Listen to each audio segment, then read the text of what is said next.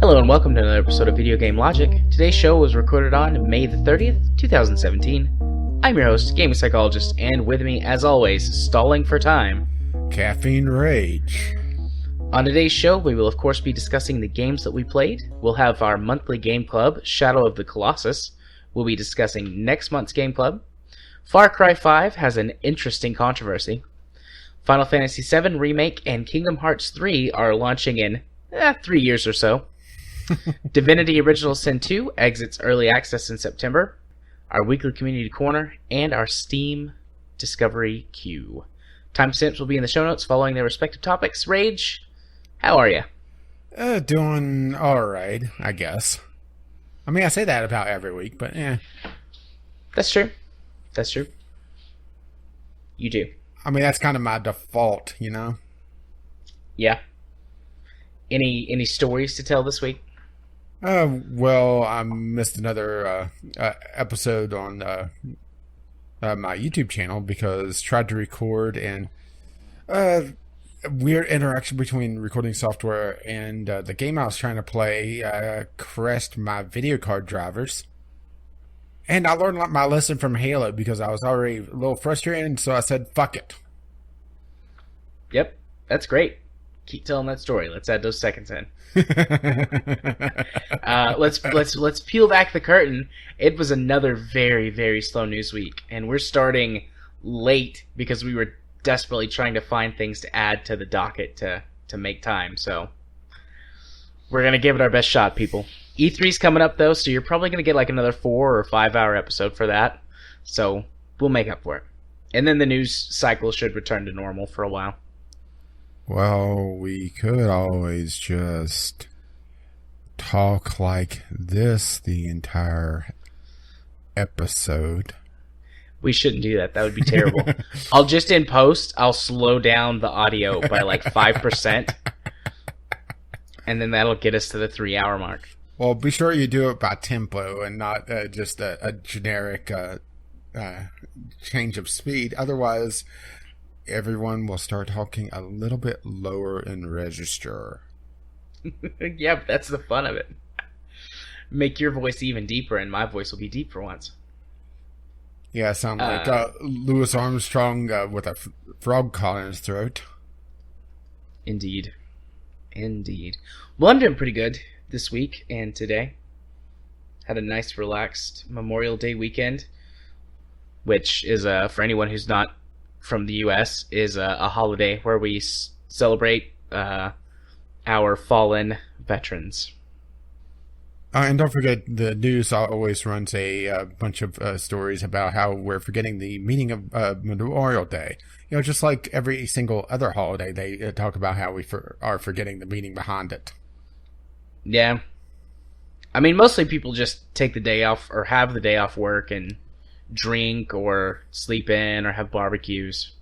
So that's pretty much like every holiday that's not in wintertime around here. Drinking and barbecues. Don't forget guns. Yep, and guns. Some of those. And getting pissed off about video games. I didn't do that yesterday. I had a very nice, relaxed I was Memorial alluding Day. to upcoming topics. That's true. Very true. God, guns, and being pissy about video games. Yeehaw! Welcome to Far Cry, everyone, but we'll get to that much later. It's a little tease for later. As much as I like to stall for time, I don't want to just waste time. So we might as well just go talk about the games we played this week, and maybe we'll draw that out a little bit longer too. So, Rage, what game, singular, did you play this week? Yeah, since I was fighting with my recordings, I only really got one game in because, well, I also had some time with the Game Club game. Not much time. We'll talk about that later.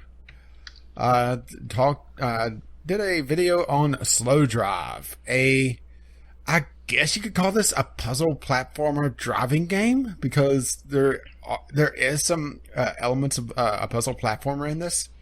And this was a game I was showing screenshots to people trying to figure out, okay, is it just me, or is something seriously wrong with the menu design in this game? Because it is retina burning. Yeah, it's a headache generator. If it was any more of a migraine generator, Nintendo would have produced it in the 90s as a handheld. Or, sorry, handheld in massive sarcasm quotes as they put it on a damn stand. Virtual Boy, everyone. Virtual Boy. But, yeah, well, to give you an idea, all the menus in-game, the main menu and the level select screens aren't quite as bad, but they're still very bad, are like a lime or chartreuse background with white text on it. It's like, it's the migraine. Yeah, it's so bright, but not in a good way. It's not like, oh, this is fun and bright and colorful. It's, oh my, this is like the surface of the sun. Yeah, I sent you several screenshots of this, seeing if it was just me, because it's one of those things that I look at this and then I look at the reviews. It's like there's nobody bitching about how this is causing migraines. Is it me? Am I the? Is it me? Here, look at this. Oh God, my eyes. Okay, not me. No, it gave me a headache. Well, my theory on this is that the developer, and it is a single-man development team with some licensing of art and music, has some sort of color blindness, and I don't mean that as just talking down and saying, "Oh, this guy obviously you can't see what he's doing." I mean, there's something going on with this guy that makes it so that this color choice is acceptable. That's the only thing I could think of. Either that or there's something seriously fucked up with his monitor. Yeah. Or combination of both. Yeah, actually, the worst of both worlds. I was actually toying around in GIMP with the various color filters. And if he is completely colorblind, can't see color at all and has just grayscale vision, which can happen, then it is readable. But yeah, it's just we've been talking for nearly 10 minutes, and I haven't even mentioned what the gameplay is like. That's true. Because it's just one of those games that I want to like this a lot more, but it's the headache. And even the world is also very bright with a lot of very contrasting colors. Particularly, the grass has the same, kind of like lime chartreuse thing going on. Against a white fog in the distance, your typical, hiding of the level generation. But what the game is, if you could get past the headache generator, is a fairly simple driving puzzler where, think of it as, I want to call it almost Super Meat Boy meets a driving game, where it's a bunch of very short levels, and your goal is to get to the end as fast as possible. And it uses the mobile style of stars where content is locked off behind a certain number of stars, and to get the stars you have to beat a certain time.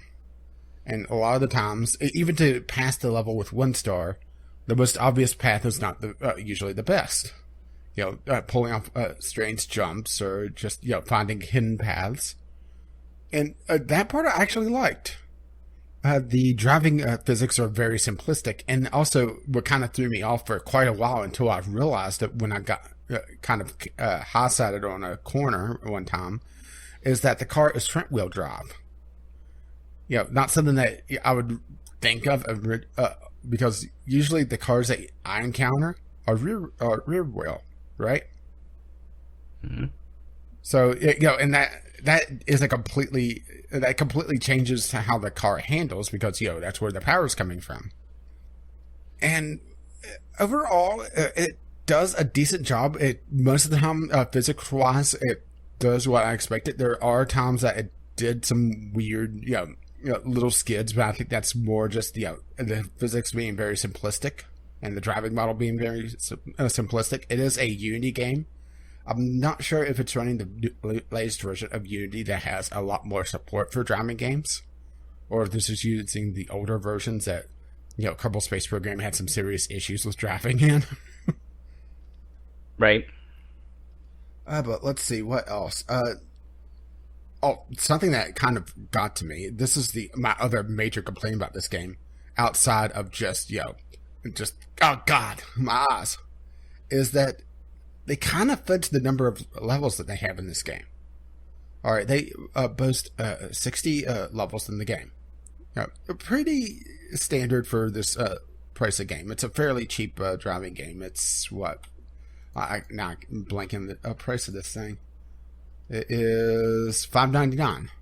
So yeah, pretty cheap. So yeah, 60 levels, not bad. Even if they're just short levels. But the thing is that what they did was they have level chains where it's broken up into, I believe each world has 12 levels. So levels 1, 2, and 3 are segments of level 4. And level 4 is 1, 2, and 3 put together. So they're kind of fudging things there. See what I'm saying? Yeah, I see that. Because I was going to say, how do you fudge level numbers? It's like either you have them or you don't. But I see what you're saying. Yeah, it's technically they're different levels because the way you're approaching the levels can change just because you have the momentum from the previous levels. So yeah the first segment of the level you may approach differently because you want to have more speed going across the finish line to get to the next segment quicker, or to pull off a big jump. Matter of fact, I think it's the first level chain, there's a jump that you can make in the standalone version of that level, but in the chain, it is a lot easier to pull off because you have a rolling start. But on the flip side of things, there's some times that you'll come into a level segment that you have a lot more speed than you normally would have, and that can make pulling off a really tight turn a lot more difficult. Right. And then there's also I didn't get to unlock the mist levels, which is essentially difficult levels that have a very short view distance, and it requires a lot more memorization of exactly what's going on. But I did unlock the puzzle levels where there's blocks moving around, and it requires a lot more timing than the other levels do. But it is an interesting concept, but it's still pulling the kind of cheesing the number of levels. Granted, it's not a lot. It's 3 levels per world, so you're essentially, well, actually that is still a fair amount because you're still losing about 12 levels, assuming you're wanting the entire 60. But there's also the bonus worlds that after you unlock or after you beat everything, it's essentially a sandbox where you're put in this level, you're told to hit these checkpoints in this amount of time, figure it out. Which relies a lot more on your puzzle solving than your driving skill, to be perfectly honest. Overall, I liked the game, but I couldn't play the game. And even the 20 minutes I did for the Sunday sampler, I was already starting to develop a headache again. And it's a real shame because I think I would like this a lot more if it wasn't so headache-inducing. It's a very simplistic art style. It's the low-poly art style, which is starting to be seen very often these days because it's very easy to do. It's bright, too bright, really. But, if they just tone down the saturation just a little bit, that's the thing. Because you could just look at the screenshots on the Steam page and just a couple of them are just blindingly bright. Yeah. Did you adjust your monitors? I mean, that's not the way you should do it. I toyed around my monitor settings just to see if I could get any version of this to play without, giving me a headache. I could not get it to not give me a headache. It was mostly the menus that were triggering that migraine for me, though. And there was nothing I could do outside of just completely throwing off my color balance. And honestly, that's asking too much, even for, me. And it's a shame because there's not a lot of little driving puzzle games like this. Or at least I can think of off the top of my head. There are some driving games similar to this, but not quite like this, you know? Yeah, I can't really think of any either. I mean, I'm sure there's some that exist, but yeah, I can't really think of any off the top of my head. But yeah, I think that's about it for Slow Drive. It's a game I wanted to like a lot more, and I couldn't play it. It's the same problem I have with a few other games that just trigger like motion sickness for me. I want to like them, I want to play them, I just can't. Yeah, it looked cute, and it looked like it was a neat idea, fun little game, just unplayable because of all the massive, bright color scheme, making you want to gouge your eyeballs out from the pain. Yeah, the thing is, you are just subjected to the menus. Yeah, just a couple of screenshots you sent me. And the thing is that I would say the overworld is a little bit worse just because it's you're seeing it for a lot longer. Mm-hmm. Granted, some levels aren't nearly as bad as others. And that's probably another thing is just how diverse the levels or the brightness of some of the levels are. I'm not sure if the mist levels would be worse or better, just because the shorter field of view, or shorter view distance, I should say. Right. Well, we may never know. I would like to see them do a slow drive too. I hope that they do get some feedback on this though, because damn.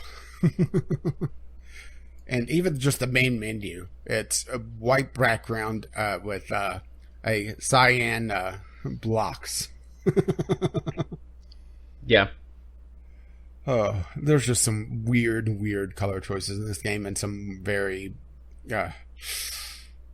odd things going on. And I think I've milked this for enough. Yeah. So it's my turn. Let's see if I can milk some extra time out of my game. So the first game that I've got on my list is Train Conductor World, which is a mobile game. It's a little train puzzle game where that you dropped something. That was Katie. She opened the door. She was like, I'm going to come in here later for my laptop, and I'm going to be really quiet. And the door opens, and she knocks something down. Incredibly stealthy. Indeed. She's making a silly face. But anyway, so yeah, Train Conductor podcast. Thankfully. Yeah. Otherwise, we'd have nobody watching us. Yeah. So, anyways, it is a mobile train themed puzzle game where the goal is to get in the levels themselves as many trains across the screen from their entrance points to their exit points.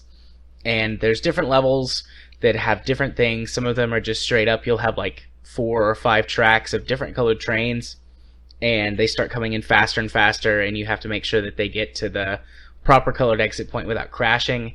Some of the levels have little gimmicks, like one of them has a station that like really rapidly spits out trains, and eventually all the tracks converge down to 2, so you have to get all the trains through without crashing them into each other and losing. There's one map that has like a big roundabout, so if you get kind of in a jam, you can put trains on the roundabout and let them go in circles, but you have to be careful not to fill it up too quickly, otherwise they'll crash. There's different challenges for each of the levels, so you can just go in and do a level and try and get as high a score as possible, but there's various challenges like get X number of trains specifically, so you can't go over, you can't go under. Which means that you have to mess up a few on purpose, which that one's kind of interesting. There's like a crash mode where that you have to you score points by crashing the trains into each other, which normally is an instant fail if you crash trains, but sometimes you get points for crashing them, and every once in a while they'll throw in a normal train, and if you crash the normal train you lose. So there's different little modes. It's got an overworld map, so as you complete the puzzles you earn train tracks to build a little railroad and connect new cities to one another. And as you connect the cities, you expand your railroad and get more levels, and you can get little bonuses like cosmetic skins for your trains and things like that. So there's actually a lot of variety in the game. I downloaded it because my kid was like, I want to play a train game on your phone, because he's got like a couple of like really little kid like train games. One of them's like a Lego game, and I forget what the other one is. It's like train racing or something. But I was like, how about we find a game that's maybe a little bit better that I can play, or we can play together, and it's something that I'll find engaging as well. And so I just picked this at random, and it turned out to be a really good, cute little game. It is free to play, so obviously there's ads and microtransactions. The ads are not very intrusive, which is nice. I think that they know that this game is going to be played by kids, and so they're like, yeah, well, so we they want to gotta get make it. So they gotta make it easy to buy all the microtransactions, right? Actually, they've got things kind of tucked away. I feel that this game was designed to be like not a cash grab, not trying to trick people. Like, it's really, the user interface is really well designed. It's very hard to go purchase something. The ads are not super intrusive. Most of them, the ads are voluntary ads, like how they do little things like watch an ad and get a booster or whatever. So most of the ads are voluntary. That way I can just play it with my kid for 10, 15 minutes at a time without an ad popping in and bothering us. The microtransactions are a little bit, I think, more expensive than they should be. Probably the only one that I might buy is the one that just drops all the ads. I think it's $3 or $4 to purchase the ad-free version, and then microtransactions are your standard $99, $1.99, $2.99, etc. on up. It's also got the cosmetic packs that you can unlock. You can just buy them if you want them. They're just different styles for the trains. And then most of the other things that you buy are train tracks for the overworld menu, because those are the hardest things to come by. Like, there's different levels of train tracks that you need in order to cross certain types of terrain. There's like basic wooden rails that are good for fairly flat, grassy terrain. Then there's like concrete and steel rails that are good for like forests and mountainous terrain. And there's special bridge tracks that let you cross, like the English Channel, for example, because it's set in Europe. There's like an upgrade system. It's like trade in 5 of 1 to get the 1 of the next level, but that would be horrendously tedious. You get boxes pretty frequently too as you go through. Each box costs like 5 coins more than the last box, but you get so many challenges, and each time you unlock a new town, its missions and everything are worth more. So far I haven't felt that be an issue. I'm sure eventually it will be. But I've played the game with my kid for probably a couple of hours this past week, and then by myself I've played it for another hour or 2 outside of that. And yeah, as a curiosity, I decided to go to my library and see, how many train games I have, and I only have a couple. Well, I mean, that's my job to do all the train stuff. I mean, I have Final Station, Factorio, of course, Ticket to Ride, and that's about it. Yeah, I have a lot of train games. I can't imagine why. Oh, I have Cities in Motion. Technically, that's a train game. Yeah. An A-Train. I also got Pain Train. Yeah, that game doesn't look very good. So, yeah, this is a fun, cute little game. You can play it for 5 minutes, or you can play it for, an hour at a time. It doesn't limit you. That's one of the things that I love about it so much. There's no energy bar. You can play as much as you want. There are, the little bonus missions are kind of on, like, cooldown timers, but you can still just replay the levels over and over again to earn tracks, to get new towns, to get new levels. So it's fun. It's a good little game, and it's nice to find a mobile game that feels like it was actually designed by people who weren't trying to just gouge you for every single cent that you have. That's pretty rare. I mean, that could change at some point. At some point, it could be, you know, hey, you really need to spend some money to get these things, otherwise you're never going to unlock the rest of the game. So they watched that episode of South Park and it's like, wow, we are dicks. I believe it's freemium isn't free. It's basically talking about all the mobile games and how exploitative they can be. Yeah. And it's actually based around the creators of South Park being contacted by some of these game developers wanting to make a South Park game on mobile. And yeah, basically a South Park skin on the Simpsons game or on the Family Guy game or, whatever clicker game you want to call it. Yeah.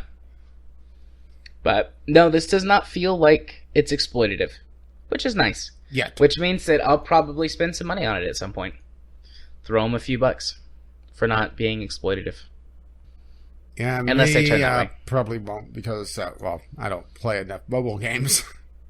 I'll play one every so often just to, throw you off. Yeah. That's always nice to see. Okie dokie. Well, that was my short one. Here comes my long one. Should I get the playing cards out? I don't know. You might. Depends on how interested you are in this. So the other game on my list this week is Starpoint Gemini Warlords. It came out of early access, fully released this past week. Full disclosure, I received a review copy of this game when it went into early access about a year ago. Maybe even over a year ago. I don't exactly remember. But that was because of a previous relationship I had with the developer when I was writing game reviews for leftstickdown.com. So just disclosure. Anyways, this game is legit one of the best of these space type games I've ever played. I've compared Starpoint Gemini 1 and 2 pretty heavily to Freelancer, and while the base game mechanics are there for me to make that comparison for how you control your ship and things like that, so much of this game has changed. I can't really compare it to Freelancer anymore. Not really. I was going to say in some ways it compares to EVE Online, but it doesn't. No, that would be the X series. Yeah, that would be the X series. No, it doesn't. I think that this game might have carved out a little genre, a little niche genre of its own. It's got some elements of 4X strategy games. It's got some elements of RTSs, and then it's got all of the base elements that it's had for the last couple of iterations of the game, which I've compared to Freelancer pretty heavily. So I've never... I mean, there might be some other games out there like this that exist, but I've never played one. So the gist of the game is that you play the commander of one of the main factions in the Gemini region of the universe. And there's a thing that happens that causes you to basically have to start from scratch again and rebuild your... This is if you play the campaign mode. And rebuild your faction. And you have... Yeah, we elected the wrong politician. Sorry. Actually, it's very similar to Freelancer. I guess spoilers for like the first 10 minutes of the game. It really, it pretty much copies Freelancer's thing where there's like these terrorists that come in and blow up all of your stuff. And is there a guy that looks like he's smoking a metal cigarette? Not. Yeah, kind of. They did rip off Freelancer. It really does. The opening feels like they ripped off Freelancer. Because like these terrorists come in and they blow up your station, and then they show up later and blow up a bunch of your ships. And I hope that they have voice acting a lot better than Freelancer. The sections that are voice acted are better than Freelancer, but the whole game is not voice acted. Granted, they do have some high quality voice actors in Freelancer, but the thing is that I would say 90% of Freelancer's audio is we are this faction. We have an interest in this base. We think you should go here and blow this thing up. Yeah, there's not a lot of voice acting in this game. Most of the voice acting is in the cutscenes, and then when you interact with the main story characters, although not even all of those interactions are fully voiced. And then anything you do outside of that, I haven't found any voice content so far. I think that was my biggest problem with Freelancer was that there was just so much content, so much of the story, I guess I should say, that was locked behind I'm not sure if paywalls is the proper term, but just money walls. You have to have this much money or this much wealth in order to continue on, and it forced you to go do the randomly generated missions to go get money, or just get lucky and or know where to look for a certain derelict to get enough wealth. And if you don't do that, you're just going to grind. Yeah, there's some aspect of that in this game when it comes to leveling up your character personally. But everything you do gives you experience, and like doing missions and things gives you a lot more. But you can level up just by going and sitting in an asteroid field, which I do. Or because you're you. Actually, I go sit in junk fields because they're called building materials. Building materials are the most scarce resource that, at least at this point in the game. Yeah, Legos are just through the roof on the price now. But in order to build your fleets and all of your space stations and everything, you need shitloads of materials. Lots of building blocks. And they're the most difficult thing to get right now for me. So and none of those knockoff duplex either. So I guess I should explain that aspect of the game and why I think it's so good. So Warlords puts you in charge of your faction, and it's got the 4X part comes in. Every bit of the map is a section of territory that can be captured. Some of the things that you need to capture to claim the territory are planets. Some of the things are space stations. Some of them you just have to get there and be the first one to stake a claim on them. And you do that by constructing your star bases. You start out with one, and you get more as you progress through the campaign. And if you play the free mode, you can capture or build other star bases a lot quicker. But anyways, you build ships from your main base, you create fleets, and you send those fleets out to do things. And based on the types of ships that you put into your fleet, you can make different compositions, and it's got like a general power rating. But if you send like 3 frigates with a power rating equal to 1 cruiser, more than likely they're still going to get killed by that cruiser. So fleet composition matters. So there's it's still rock, paper, scissors a bit? A little bit, but for the most part it makes sense. Like you personally, if you lead a fleet yourself, can win those types of fights. Multiple lower level ships against larger level ships. But if you just let the AI do everything, then they tend to get beaten. Equal power level, the higher tier ships will usually defeat multiple auto resolve will make you its bitch. Yeah, but I mean, the system works the same way in your favor. If you send a cruiser to go take on a fleet of 3 frigates, more than likely your 1 cruiser is going to win, even though their power levels would be roughly the same in my example. I mean, you can still overwhelm capital ships. And in the early stages of the game, you can't build large ships. So basically, you're doing like guerrilla hit-and-run tactics and swarms.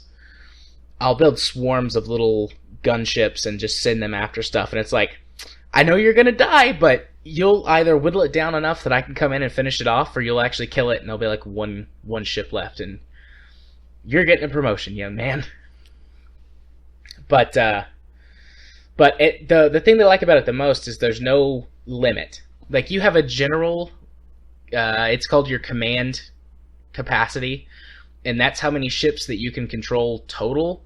And different ships have different command capacities, so you can obviously do way more like gunships versus destroyers or cruisers or whatever. But you can just make one big fuck-off fleet and just send it around to just destroy everything. Or you can do multiple smaller fleets, and you're only limited by your maximum capacity, which you naturally rises as you capture territory. And then you can do research to rise it, and do things like build space stations, which can give you bonus capacity. Pylons.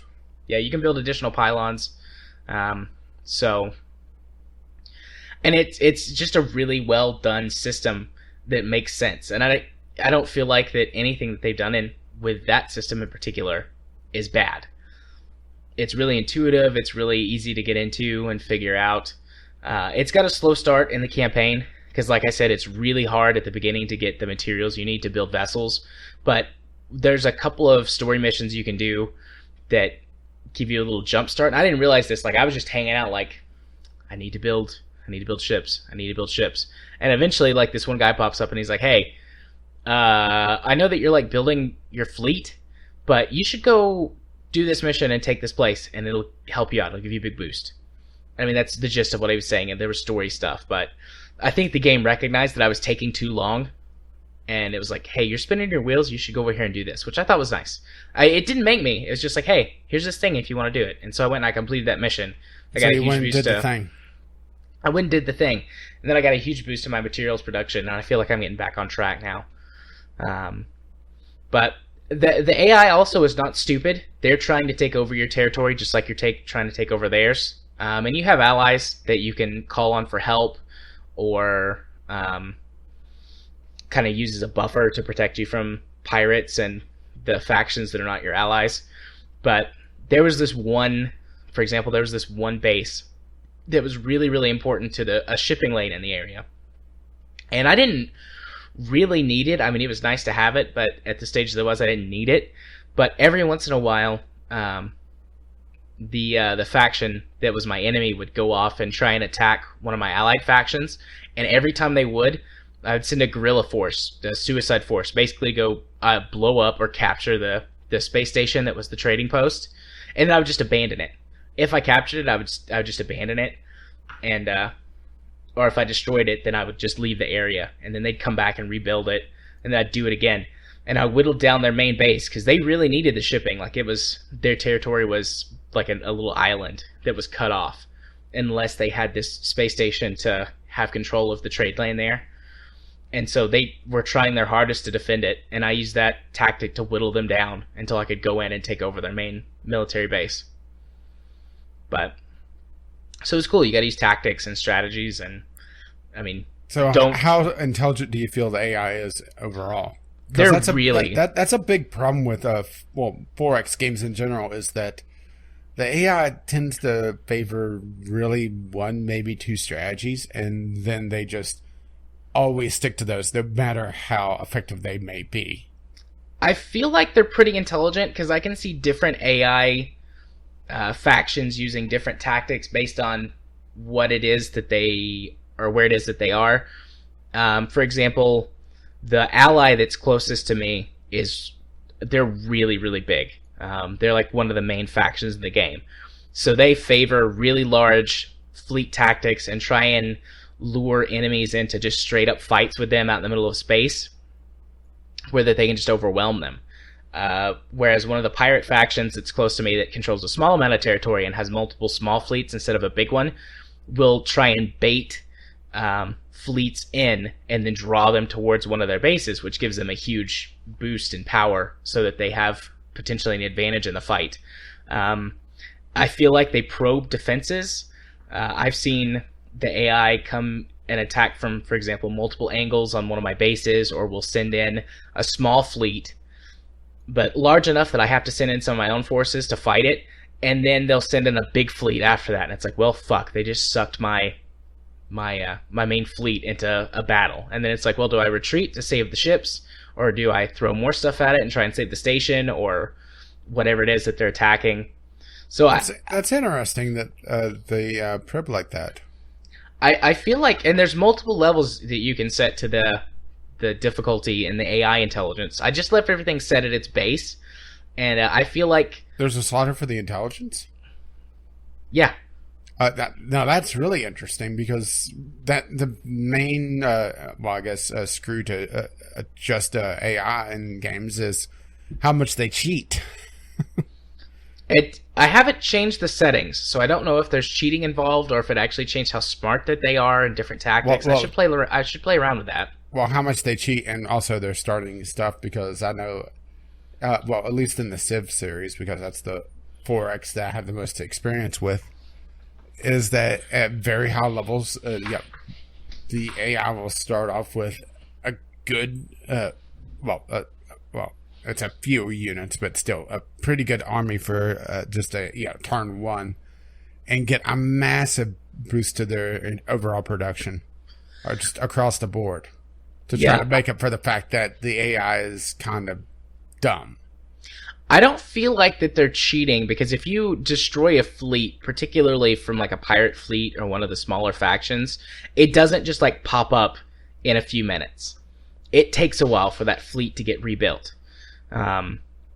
So I don't think that they're cheating. I think that they're bound by the same rules that I am for creation and fleet management and stuff. I mean, they might not be, but it feels like they are. So, I mean, if you bump up the difficulty slider, they might, but... Well, the fact that the difficulty slider is independent of the intelligence slider, though, that's really interesting. Yep. There's two different ones. One for actual like overall game difficulty, and then one for the strategy. What does it call it? Strategy difficulty. But I mean, it's basically how smart the AI is. You have a feeling that the overall difficulty one is probably the cheat dial. Yeah. And then the intelligence one is, the actual difficulty, the AI playing a lot smarter, so it doesn't need the cheat dial. Or at least as much. Yeah, I mean, sometimes they mess up too. It's not like they never make mistakes, but I've definitely found myself on the receiving end of more than one ambush that I wasn't expecting, because usually AI doesn't do stuff like that.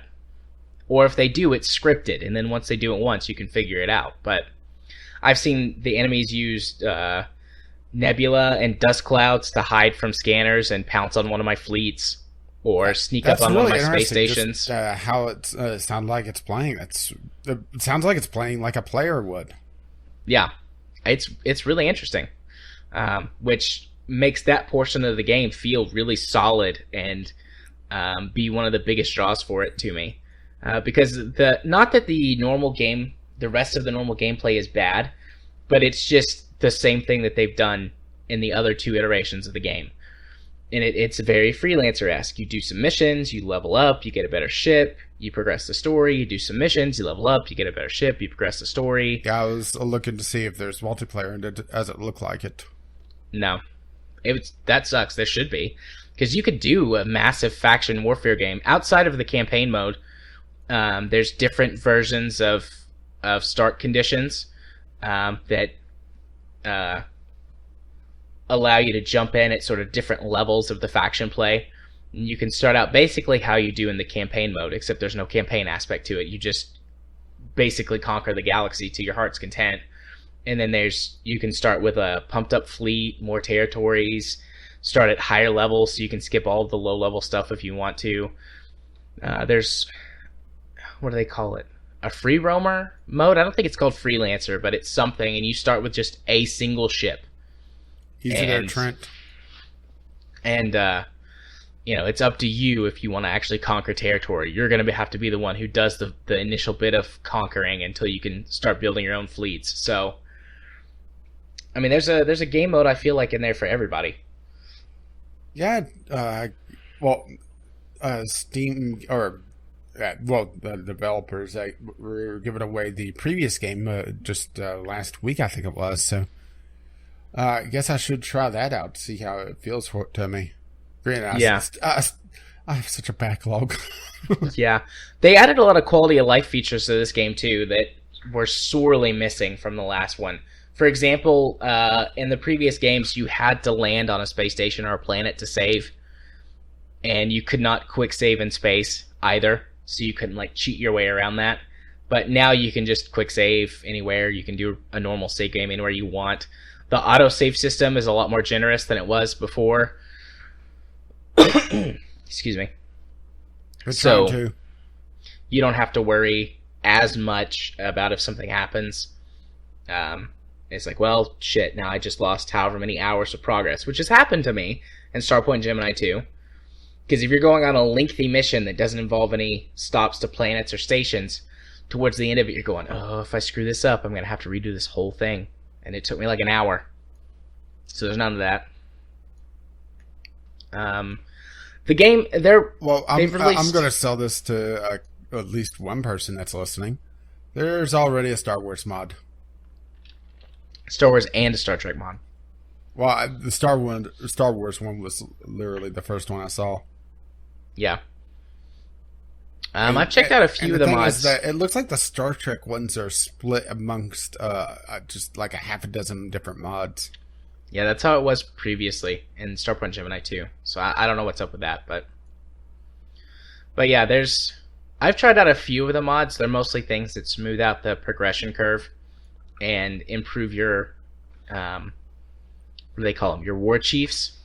That's an interesting thing. So, I mean, you can have a fleet follow you at any time and basically just guard you, and that's super important early on because you have a really shitty ship. Once you start getting better ships, it becomes less and less important.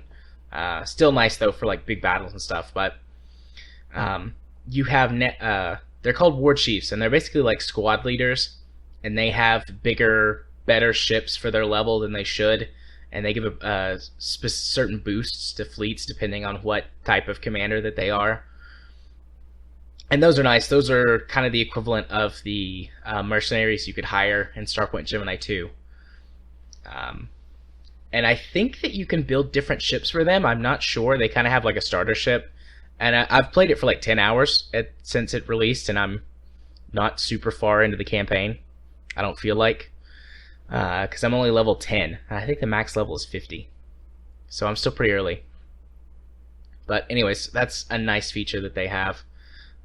You can now actually just look and see what known prices are for commodities. So if you want to be a trader, that's easier to do than it was before. Yeah, that's another thing that a lot of games tend to kind of overlook is the trading aspect. They just either, if they give you the tools, they just aren't nearly as good as they need to be, or just they don't give them to you at all and require you to either remember or just be lucky.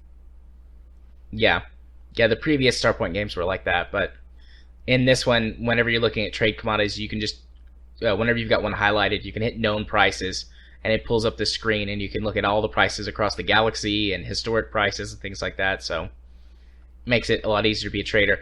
And mining and things is actually a lot better and more productive in these games than before, because once you get to the at least in the campaign mode, I'm sure this is immediate in the other modes, but once you get to the part where you're actually in charge of everything again, whenever you go mine things, not only do you get stuff for yourself to sell, but you get resources for your base. So you can just get generic ore for your base that is one of the resources that you need to build stuff. You can get from junk mining, you can get materials, and then there's gas pockets you can mine to give you gas. The game does have a few bugs, though. I've had it crash on me once. It does not like to be played in full screen mode. You have to go borderless window. Otherwise, if you alt tab, it just freaks out. And then occasionally, for some reason, the Windows bar at the bottom would pop in through the game window itself, and I have no idea how or why. Various games, that's just a Windows 10 quark. Yeah, so it needs to be played in borderless windowed mode. And then the occasional bug here or there will cause missions to, particularly campaign missions, to pop up. I had one mission that I failed because all of a sudden, like, I was nowhere near it, but it popped up and it was like, oh, hey, you have to go do this thing for this mission. And then it gave me a timer. And I was like, I'm sure if I was there, that would make sense and this would be enough time, but I'm halfway across the galaxy for this mission. And I failed it. And thankfully... Extreme hard mode. Thankfully, just reloading my save, that didn't happen again. So I was fine. But yeah, but that doesn't bode well that, missions can just pop up randomly. Yeah. They've already put out several bug fixes, or bug fix patches that are supposed to take care of stuff like that. In general, the game is pretty stable. Actually, it's a lot more stable compared to Starpoint Gemini 2 at this point. But it's still, like I said, it crashed on me once, and it's had a few freak outs where I've had to save and quit the game and reopen it to get the windows to look right. It's not too performance heavy. It's got some dips. It's got a beautiful star field and nice particle effects and stuff. If you get too much going on screen, it can even like bog down my machine, but after I turn down a couple of settings, I haven't dropped below 60 except for when the game initially loads. For some reason, it'll run at 15 or 20 frames until everything loads in. Just streaming everything in? Yeah, it struggles with that, but I mean, there's a lot of shit going on around you, so I cut it some slack on that. And then once the initial load is done, it's fine. You can fly across I think it's because it loads literally the entire galaxy, because you can fly anywhere you want with no loading screens. That's impressive. There's no loading screens when you land on a planet or a station. Like there's a little animation, but it's not hiding a loading screen because you can just skip it. Like you hit spacebar and it skips the animation and you're right to being landed on the station or whatever. So the game is super, super smooth. I'm thoroughly enjoying it. I think I'm going to do a review of it for my channel. I want to play through the bulk of the campaign before I do so, because there could be some weird little quirks or something that I find. That happened in Starpoint Gemini 2. I got to a point in the story I was just like, fuck this. I just can't. It was one of those things, it's like, alright, now you need to grind out 20 levels to get a battleship so that you can complete this mission. And I'm like, I'm not spending 10 hours grinding 20 levels to get a battleship for this story mission. Fuck off. Sheesh, even Freelancer wasn't that bad. Yeah. Usually it was an hour, maybe 2. Yeah. And that's when I just started listening to podcasts. Yeah, I listen to podcasts while I play this game. I'll just pause to do story missions because, I mean, you're not missing anything while you're flying around. I'm basically like a pirate king or a pirate queen. I play, my character's female. But I'm basically a pirate queen right now because I'm building up my base. I'm constantly hanging out in the border territories between me and well, any other faction really. Pirates like to hang out there. And capturing their ships and either pressing the ships into service if they're not too damaged, or if they're better like quality ships, because ships come in different tiers and qualities, so even the same ship you can find better versions of it. And then if they're shitty, I just send them off and have them stripped down for parts. That's basically what I do. I'm building like little roving bands of pirate fleets. It's like, all right, go fuck those guys up. So what's your animal companion? My animal companion. Actually, it's a robot. I got a mod that turns my first officer into a robot.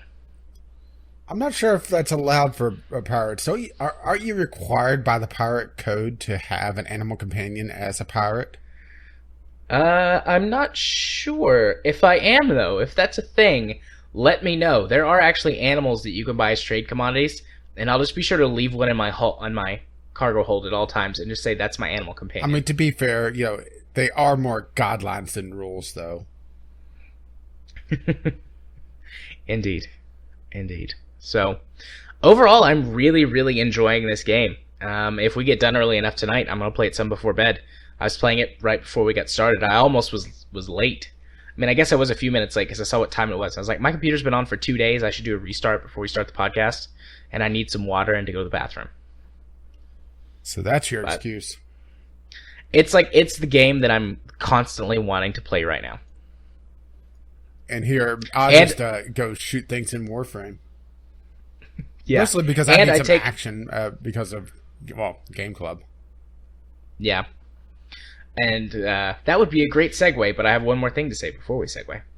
I take full credit for this game. I think I've mentioned this before, but when I got Starpoint Gemini 2 and did a really big review / write-up of the game for the old site, I put like this little thing down there, like suggestions or questions to the devs about things that they should implement. And it was mostly just out of like my morbid curiosity. Like it was like after the review and the recommendation for the game and everything. So anybody who didn't care like to read it wouldn't have seen it. And everything that I suggested is in this game. Building space stations, fleet management, making mining and resource gathering more important, planetary bombardment, like everything that Space I suggested monkeys. is in this game. So, I mean, that's probably, they might have used some of my ideas, but probably they were already working on this or had this going. But so that royalty check is coming in any day now. Yeah, for my narcissism, I'm the reason this game is made. Right. Alrighty. Well, let's go from talking about a really interesting and exciting game to talking about one that didn't quite live up to our expectations. For this month's Game Club, we played Shadow of the Colossus. I'm not sure if what I did could be called play. Okay. Well, Shadow of the Colossus. This is one of those games that people talk up in pretty much any list of the best games of all time. it's pretty much always on, I would say, the top 20, maybe 30. And that's probably lowballing it, to be perfectly honest. And well, no, sir, I don't like it. Okay. How much of it did you play? I only got the first 2 Colossi down. And Okay. probably about an hour and a half of gameplay. I mean, I was Okay. able to get the first Colossus pretty easily. Well, Yeah, the first one happens pretty quick. Well, as easily as I could. I mean, we'll get to that. Yeah, And I guess we should. And the second one wasn't too bad. I kind of did it the way they didn't intend, and was able to figure out an angle to shoot the sigils on the feet to make the thing fall over. It was just trying to get the damn thing to actually climb on the fucking thing. Yeah, I guess we should mention, I suspect everyone knows what Shadow of the Colossus is, but just in case you don't, Shadow of the Colossus was a PS2 game that came out in the mid-2000s. I want to say like 2005, it was right at the end 2006. of the PlayStation 2 era, if I recall correctly. Technically, the PlayStation 2 made it until, 2016? Yeah, something like that. But, But before the PS3 came out. The main line run for the PlayStation 2, and it was... If it wasn't the last major hit, it was one of them for the console. Yeah. I will give credit where credit is due. It definitely puts the technology way, way hard on that system. And Yeah. I will say that even today, some of the things they do in that game is impressive, particularly how much weight the Colossi have in their movement, and how they actually feel like they're these massive, massive monsters, and not just, a model that's been blown up. There's a certain weight to the animation and how they move that just hasn't been done since. Yeah, so in Shadow of the Colossus, you play Wander, a character who's basically makes a deal with the devil to revive his girlfriend. I don't know if she actually is his girlfriend, but that's the thing, is that a lot of the story is in the manual or implied or just, figured out from the previous game in the series, or technically series, or Ico, which it's one of these weird RT games to begin with. Yeah. So, I mean, that's really the gist of the game. There's little cutscenes throughout. Yeah, and there is a grand total glimpses at the story. And there's a grand total of what is it? 16 enemies in the game. Yeah, there's 16. So the only enemies in the game are the Colossi themselves. There's like these little lizard things that you can kill and eat in order to boost. I believe the lizards boost your stamina. Yeah, and then there's the fruit boosts your health. Yeah, there's fruit that boosts your health, and that's it. I will say that movement-wise and how the game looks, it feels like a predecessor to pretty much, I would say Breath of the Wild, actually, just the way, especially the horse moves. Yeah. Based on just how videos look of Breath of the Wild, I haven't played it yet. Mostly because I'm waiting for emulation to be a little bit more stable and to get the new computer up and running. But it has that sort of feel to it where it sets you off in this world and, tells you to go nuts. And in Shadow of the Colossus, it's, go nuts in this particular direction and kill that Colossi, because that's literally the only thing in the world. Yeah. Yeah, killing the Colossi too, while there's different strategies you have to employ for each one, it's basically climb on this thing, find the glowy weak spot, stab it with your magic sword repeatedly. Yeah, or a variation of it is hit the minor weak spot to cause it so that you can climb up on the monster, and then dangle from its ass hair for a while it tries to check you off. Yeah. I thought that was stupid. Most of these things have arms. Why don't they just smack me, throw me off, or run into something? But they just kind of shake. Limited range of motion. They can't. All of them are driven nuts because they can't scratch their back. I guess, but I'm not always climbing on the back of them. Yeah, true. Some of them, there's one where you climb on his face. I think that's the fourth Colossi. he's got like a beard, and in order to climb on him, you have to climb on his beard. But you clearly can see that he moves his arm up to his beard in part of his walking animation. Because it would have made it a very short game otherwise. Granted, if these things could just squish you. This game isn't particularly long to begin with, because if you get good at the Colossi, you can beat this game pretty damn quickly. Yeah, the average time on how long to beat is something like 10 or 12 hours. Because I looked it up because I was like, I feel like I play this game so slow. So I think we should talk about the issues that we have with this game, because both you and I experienced controller problems. Yeah. And I'm not sure if it's the emulation, the game itself, or if mine was even worse because I had an Xbox controller. I don't have a DualShock controller at all. Yeah. Of any variation. Well, here's the thing, is that I've played this on the console way back, not way back, but a few years ago. I actually own a physical copy of this game. And my issues with the emulation version of it felt very similar to what I was having with the console version. So I don't think it's an emulation problem, at least with the emulator that I'm using, which is the up-to-date version of PC X2. Yeah. I'm actually using an older version of PCX2 because a couple of the games that I play run worse on the newer one.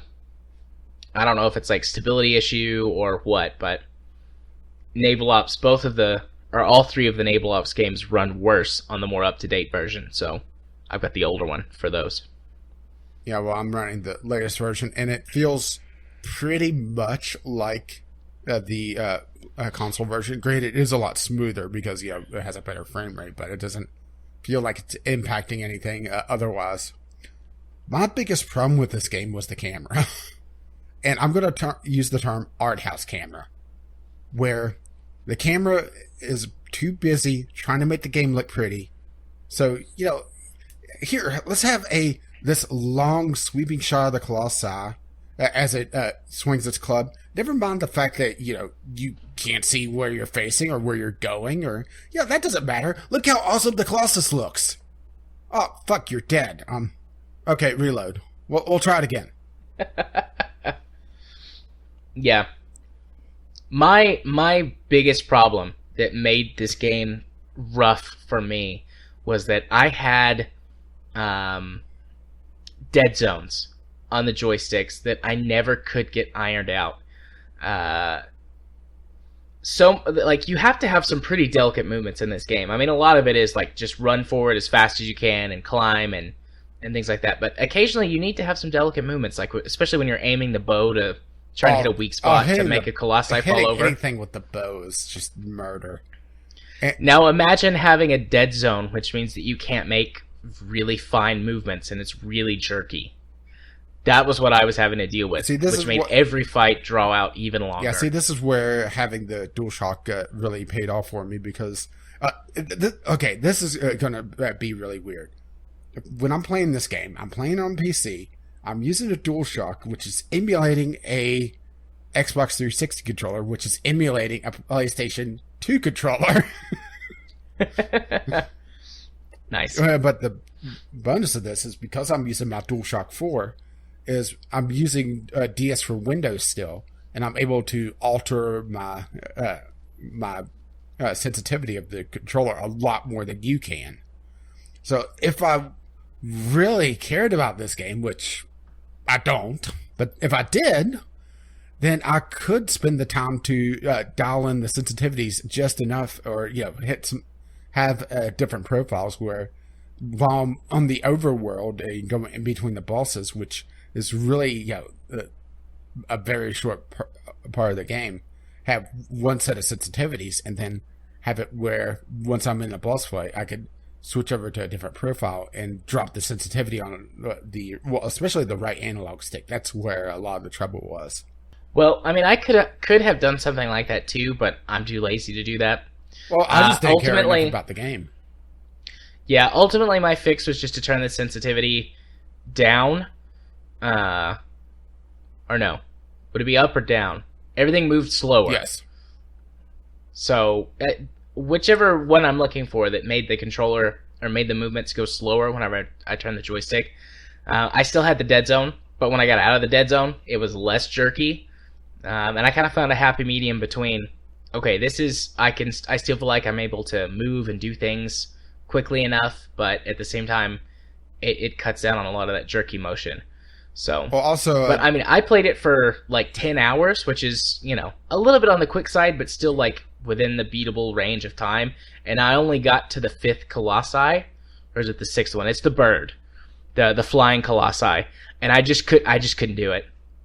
I got so mad. I was like, okay, the other part was that, and I'm not sure if it's just the way everything moves, but it just feels like all my energy is gone when I'm playing this game. I'm just within half an hour, I'm starting to yawn and feeling tired.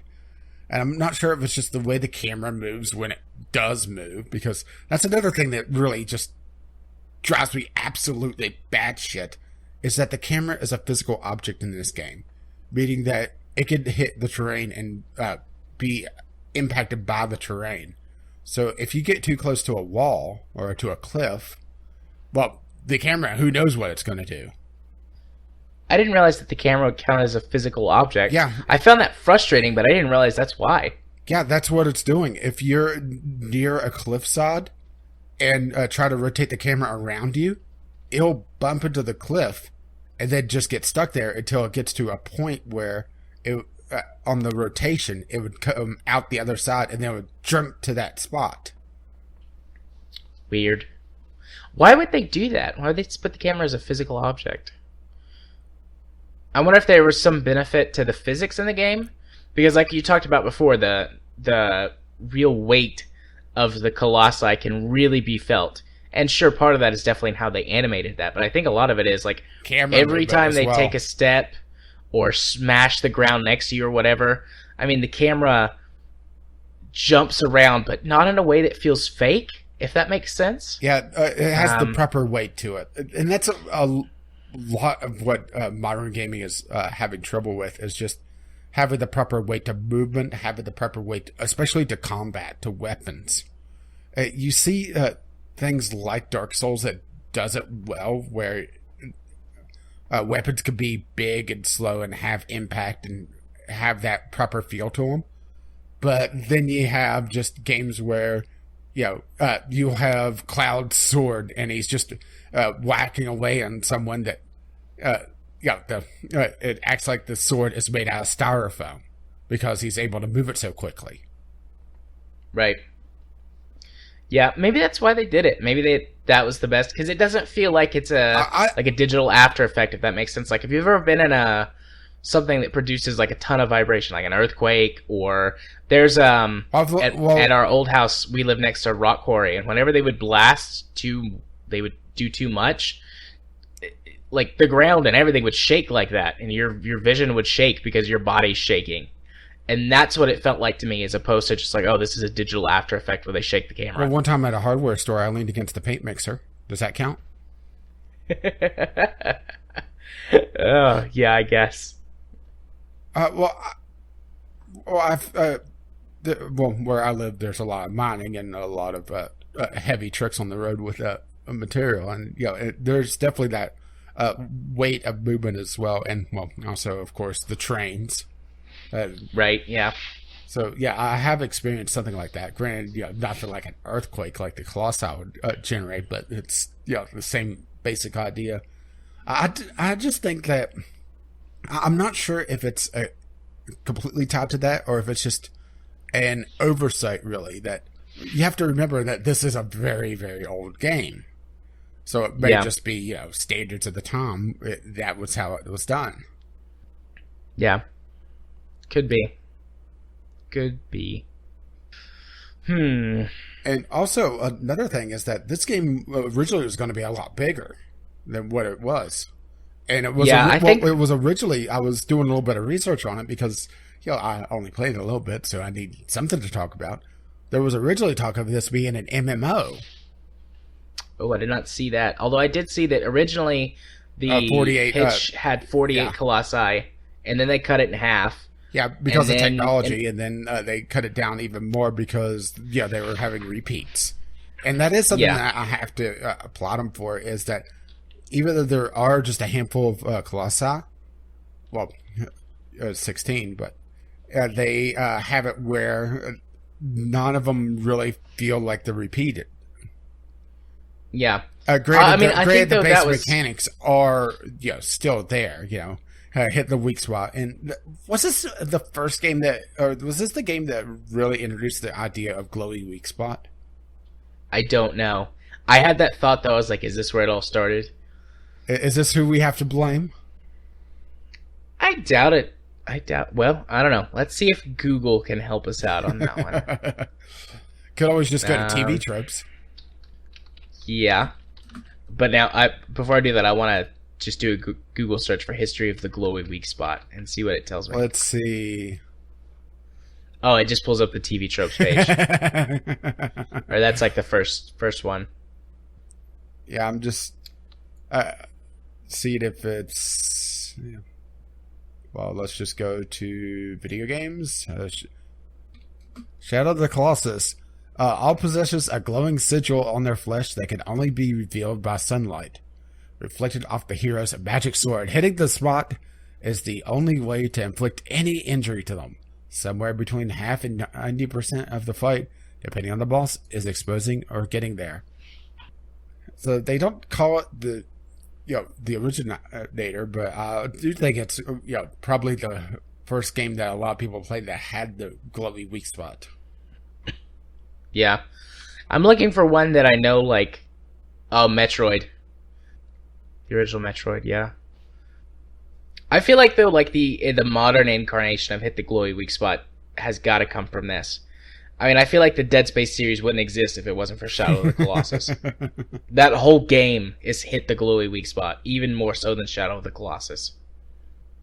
Yeah, but hopefully it's a little bit more interesting. Maybe it's just the fact that because they have it where this is essentially a boss rush game. Let's just call it what it is. It's essentially a boss rush puzzle game, or puzzle platformer almost, because a lot of it is just getting up to that spot. Or actually, that's all what it is. Yeah. Once you and having only done the first two Colossi, unless you've played it more in the past, because you said you owned it, but I mean the first two are pretty easy to get onto. You're in nice flat plains. Yeah, but I did watch some videos of the later Colossi. The third Colossi is fucking stupid. With a messy controller, it took me so long to beat him because you have to get him in the right spot so that he's got like this giant sword that's like a building or something, and he slams it into the ground, and you have to have it at the right spot where that it gets stuck. Then you have to run up the sword without falling off, and he tries to shake you off. You have to stay on. And he's so tall. If you fall off the top, which is obviously the weak spot, the main one is on the top of his head. Of course. If you fall off, you die, pretty much. That one was really stupid hard. And then so was the bird. And the eel boss is before the bird. You gotta go underwater. That was difficult too. But some of them have things you have to trigger or parts of the level you have to use to get them to get to a point where that you can climb on top of them. So that turns into more puzzle than just, okay, now's the port where I can jump on him. Yeah.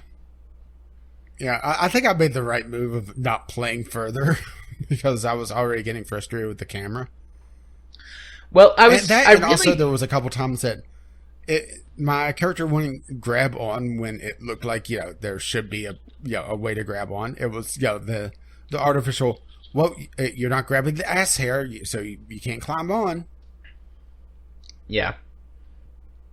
Normally, I would have quit this long ago, and I've been thinking about what it is that kept me playing for so long. I mean, I still didn't beat it. Like I said, eventually the controller issues beat me. But, I mean, I really stuck at it for a long time. I'm trying to figure out what exactly it is that kept me in for so long. I think it's a combination of the design of the Colossi. Because like you said, they were all different. There was no repeats. They all felt And even to unique. this point, or even to this day, technically, if you could get past the graphical problem, or not even problems, but the graphical fidelity, technically, it is still an impressive game. I was gonna say I still thought that it was pretty. It's dated, that's for sure. Yeah. But I still thought that it looked good, and I was impressed at how good it looked. Because I'm thinking along those lines, like, man, they made this a decade ago, and the other PS2 games that I emulate, most of them look like hot garbage. Well, this is actually pretty. This is essentially an art house game, though.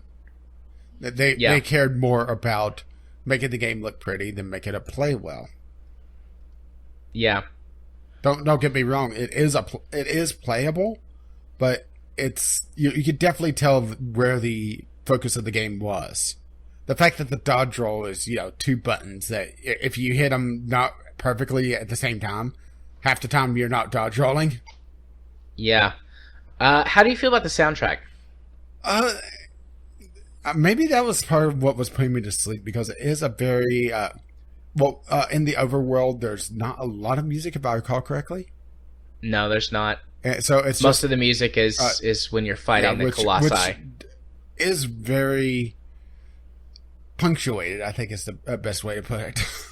It's very attention grabbing.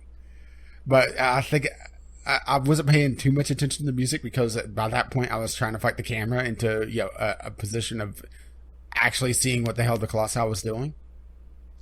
Yeah. Or trying to actually shoot the bow properly. Yeah. I liked the soundtrack, but found it too similar. I mean, there are some very different songs in the game, don't get me wrong, but many of the Colossi songs sound alike. And I feel like that the type of game that this is and what they were going for, they should have gotten a much more different soundtrack. And perhaps some of the later Colossi have very different soundtrack or different music scores to go with them. So I'm not going to rag on this point too much because I didn't finish the game. But the soundtrack, it was really nice at first, and then I was like, this isn't repetitive, but it's like the same. If that makes sense. But yeah, it's I think that's another problem I have is just that and until you actually put yourself into danger, there's no real sense of danger. There's no excitement. It's just going across that empty field. Yeah, there's also no sense of urgency. Yeah. I felt like because of that too. It's like, well, I mean, yeah, I'm gonna go fuck off over here for a while. Yeah, I'm gonna go hang out and explore over here for a little bit. And or at least to me, I felt like kind of a monster even attacking these Colossi, because the ones I killed didn't really mess with me until I messed with them. There's only a couple that are aggressive. Most of them just don't care until you attack them. Yeah, until you start climbing on their ass hair. Yeah. But I mean, that's kind of the point of the game. I mean, I went ahead and watched the final cutscene and read about the end of the game. And I said make a deal with the devil. These Colossi, the end of the story, once you've killed all the Colossi, you come back to the temple. And so every time you kill a Colossi, like these black string things come out of it and get absorbed into your body. And that's a piece of don't the breathe devil's... Yeah, that's a piece of like the devil's soul or his body or his power, something like that. And once you've killed all 16 Colossi and come back to the temple, then he steals all of the power and basically takes over your body. And these people show up who are like guardians of the temple, and they've been chasing you, trying to stop you. And basically they perform a little ritual that causes the temple to collapse and trap the devil inside. But some of his power like comes out, and he's reborn as Ico, which is what makes this in the same series and basically a prequel to the game Ico. Yeah. And the girl who's with Ico during the game it's implied that this girl, what's her name? Mono? Mono? Yeah. It's implied that that's this girl and that she raises Ico. So, you are kind of, I mean, you're right, you are kind of the bad guy, the monster in all of this. Because basically you're like, damn the consequences. I want you to bring this girl back because for reasons that we'll never learn, I love her. Yeah, maybe if they had some sort of story to this, some sort of setup to, why is this dead girl important? Yeah, so I just didn't feel any sort of emotional attachment to the story at all, and maybe that's also part of the problem for me. Is that I felt no attachment. I felt just annoyance with the camera. I felt boredom with most of the gameplay when I wasn't getting annoyed.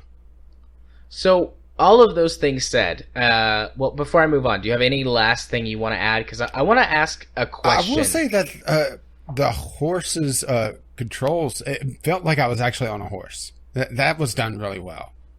Granted, at times the horse was a little infuriating whenever it kind of screwed up on its pathfinder, because it seems like it's some sort of combination of player input with on rails with how with some sort of AI pathfinding.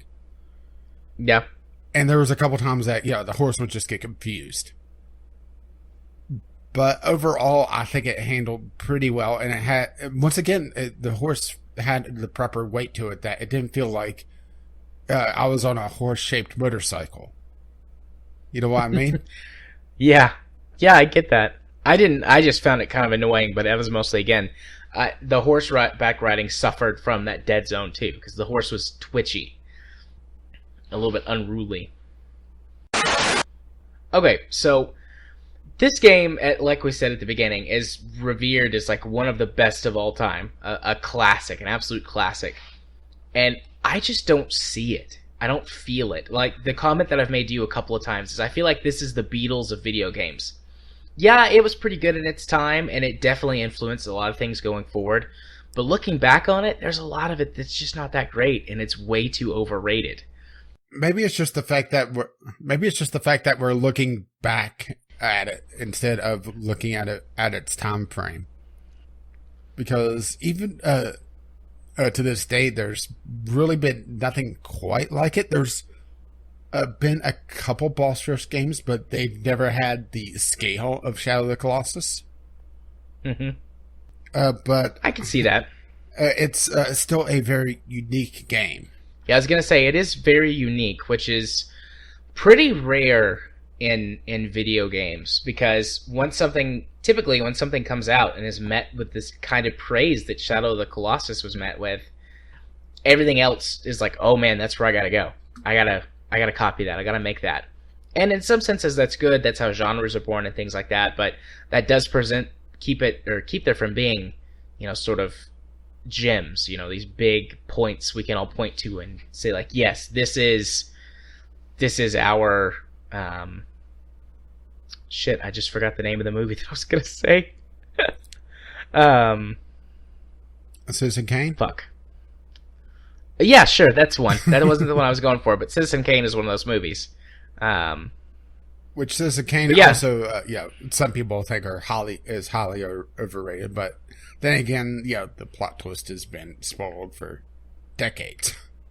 Yeah, but we can point at that and say, this is our Citizen Kane. This is our Picasso, our Mona Lisa. Like, there are very few games that we have that we can point to and say, this is the equivalent in this medium of what that is.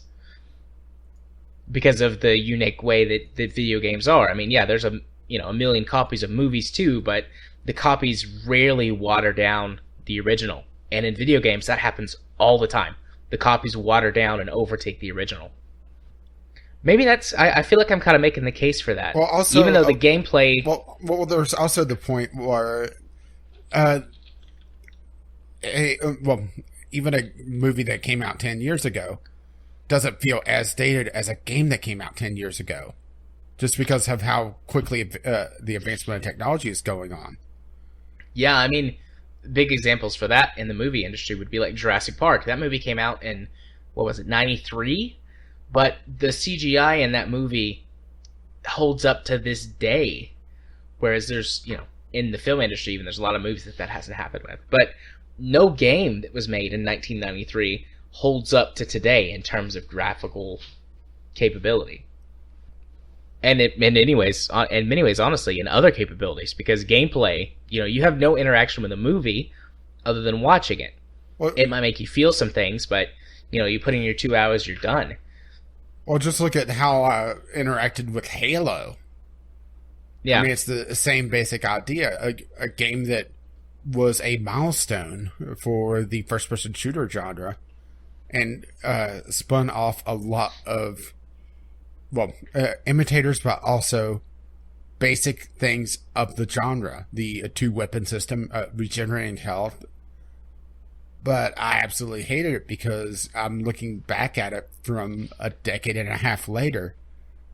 And because it was the originator of a lot of things that has been refined over that time, it looks very rough. Yeah. And that rarely happens in other mediums. I mean, I can think of a few films that it's happened to, but I can think of a lot more games than films. And I mean, I'm a bigger gamer than I am a film buff, but I consider myself to be a pretty good film buff. I mean, I forgot Citizen Kane earlier. Shame on me, but shame. Shun the non-believer. I do historically have a really bad memory whenever I need something on cue, so. But okay, I think that we just kind of answered we answered my question. Because you're right. Looking at it for what it is an art piece, this game sticks out way more than a lot of games that I can think of. And for its time, its controls were probably fine. Because the controls have come a long way in the last 10, 12 years. Yeah. And controller functionality even, just due to improvements in technology. I mean, the DualShock 2 was a fine controller, but it ain't, an Xbox 360 or an Xbox One controller. Or just look at the DualShock 4 controller. Yeah, just look at the advancements over from DualShock 2 to 3 to 4. How they've made it a lot more precise. And that's not even throwing in innovations that they've had, like with the touchpad on it. Yeah. So. And plus, I also have extra things where I could program macros to make it so that dodge roll could have been just I don't know, clicking the left thumbstick. I'm not sure if there was a control on that or not. I can't recall. But something like that, where I could have made things a lot simpler if I was motivated to, and I just wasn't. Yeah. So, I feel like we're drawing to a close on this one. Do you have any final comments you'd like to add before? Maybe this was a mistake on our first emulation title because we got no feedback and no letters. Maybe we should have picked something a little bit more mainstream or more popular, because I do think Shadow of the Colossus is a very divisive title as well. Because you get people like me that are more about game mechanics than art. I honestly have never heard anyone have the opinions that we've had on this game. I'm sure that they're out there, but I think that the people like you or me wouldn't touch this game. Like, even me. I'm big on stories, but this game doesn't have very much explicit story. And so there's not that to draw me in. This game has a Dark Souls style story where it's implied. It's stuff that you look into yourself. It's not given to you in a cutscene for the most part. And I will do that. I will go the implicit route, but I need something to draw me in. And this game doesn't have anything to draw me in. It doesn't have an explicit story. While I'm not as frustrated at the general lack of mechanical, stability or mechanical, whatever you want to call it, as you are, I had my own issues that were enough to make me quit playing because it got too frustrating. And I'm not blaming that entirely on the game. I think the biggest problem is that I had an Xbox One controller. And it just, the emulator and everything just went, it's just not going to work with this one. So, I'm not blaming that entirely on the game, but I think it is some of the game's fault because you had problems with that too. So Yeah, and it felt very close to what the console version felt to me. yeah. So I guess my last question is: would you recommend people going back and playing this game? Oh, that's a tough one because if someone wants to play something that makes you feel like you are a very tiny speck against a giant monster, this does it excellently. But if you want something that plays well, well, you are so out of luck. I don't think that you should emulate this. I think that if you own an original copy for PS2, or you can buy it for the PS3, I don't know if you can buy it for the PS4 from the store, PlayStation Store, but if you can get it that way and play the sort of, I guess, official version, I think that this would be okay to play through, to experience it. But if you don't have that capacity, I think you should stay away from emulation. And at best, if you want to experience it, honestly, just watch a YouTube full play. You're not missing much because the gameplay's so bad. So I feel like this game. I will say that the gameplay is very rough, but I think you would be lacking some if you just watch it played, because it does lack the interactivity and the puzzle solving aspect of it. Because a lot of people that play it on YouTube, especially the ones that are going to have a lot of views that you'll find easily, will be the ones that know how to beat the game. Yeah. And a lot of it is figuring out, okay, where's the glowy spot? And then trying to get to the glowy spot. Yeah. That's fair. That's a fair point that I didn't think of. I wonder, hang on, I need to check something. What is the world record speedrun for this? I think it's like 6 or 7 hours. Because I looked that stuff up. I don't remember exactly, but... Let's see. Shadow of the Colossus speedrun record. 1 hour, 7 minutes is on this one. So you were slightly off. I wonder if there's like an exploitable glitch or something. Oh, there's several exploitable things, like the Colossus that you were having trouble with. The one with the giant fuck off sword. That's one that I saw people talking about, was that if you jump just right when he's grabbing the sword, you could skip that entire segment and land right on his head. Oh. Nice. Let's see, speedrun demos, Shadow of the Colossus. Yeah, here's one that's an hour and a half. I mean, it's quite amazing, the speedrun community. Yeah. Let's see, Shadow of the Colossus speedrun leaderboard. Looks like the record right now, at least on this leaderboard, is 1 hour, 28 minutes, and 14 seconds.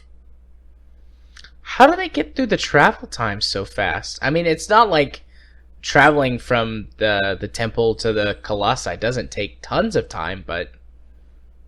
although I guess glitches or exploits or whatever to run faster or glitch through segments of the level or whatever. Well, I know the time attack on some of the Colossi is just a couple minutes. Yeah. I'd be something to watch, I guess, is one of the speedruns. And this leaderboard looks pretty active. The last update on it was a month ago for the third place holder, which is an hour, 31 minutes, and 59 seconds. The difference between first place and second place is 4 seconds. Damn. We've talked about speedrunning a couple of times. I find speedrunners fascinating and amazing, but I would never want to do that because to me that would sound miserable. Yeah, to do speedrunning, you have to absolutely master a game to the point where, well, some speedrunners actually play their games blindfolded. Literally. That's insane. It's a fascinating thing. I would never want to do it, but I just love watching awesome games done quickly, because there's just some amazing stuff that people could do. And there's some speedrunners that on Twitch that you'll see them practicing their runs where they'll go through like the first few levels of Super Mario Brothers, for example, and just playing it over and over again, trying to master every single little jump. And some of these tricks are frames, not measured in seconds, but individual frames or individual pixels of a frame. It's just absolutely insane and fascinating. Yeah. Okie dokie. I think we are done here. Yep, I think that wraps us on Shadow of the Colossus. So it's time to announce the next Game Club game. And I hope you have your permission slips filled because we are going on another field trip. This time around, we are going to play Brothers, A Tale of Two Sons. And let's have the over-under for that number of times Jared cries. I'm setting the number at 3. And I'm probably going low. We'll see. I will cry once, maybe twice at mini games that I play. I've played this game. Okay. I'm lowballing at 3.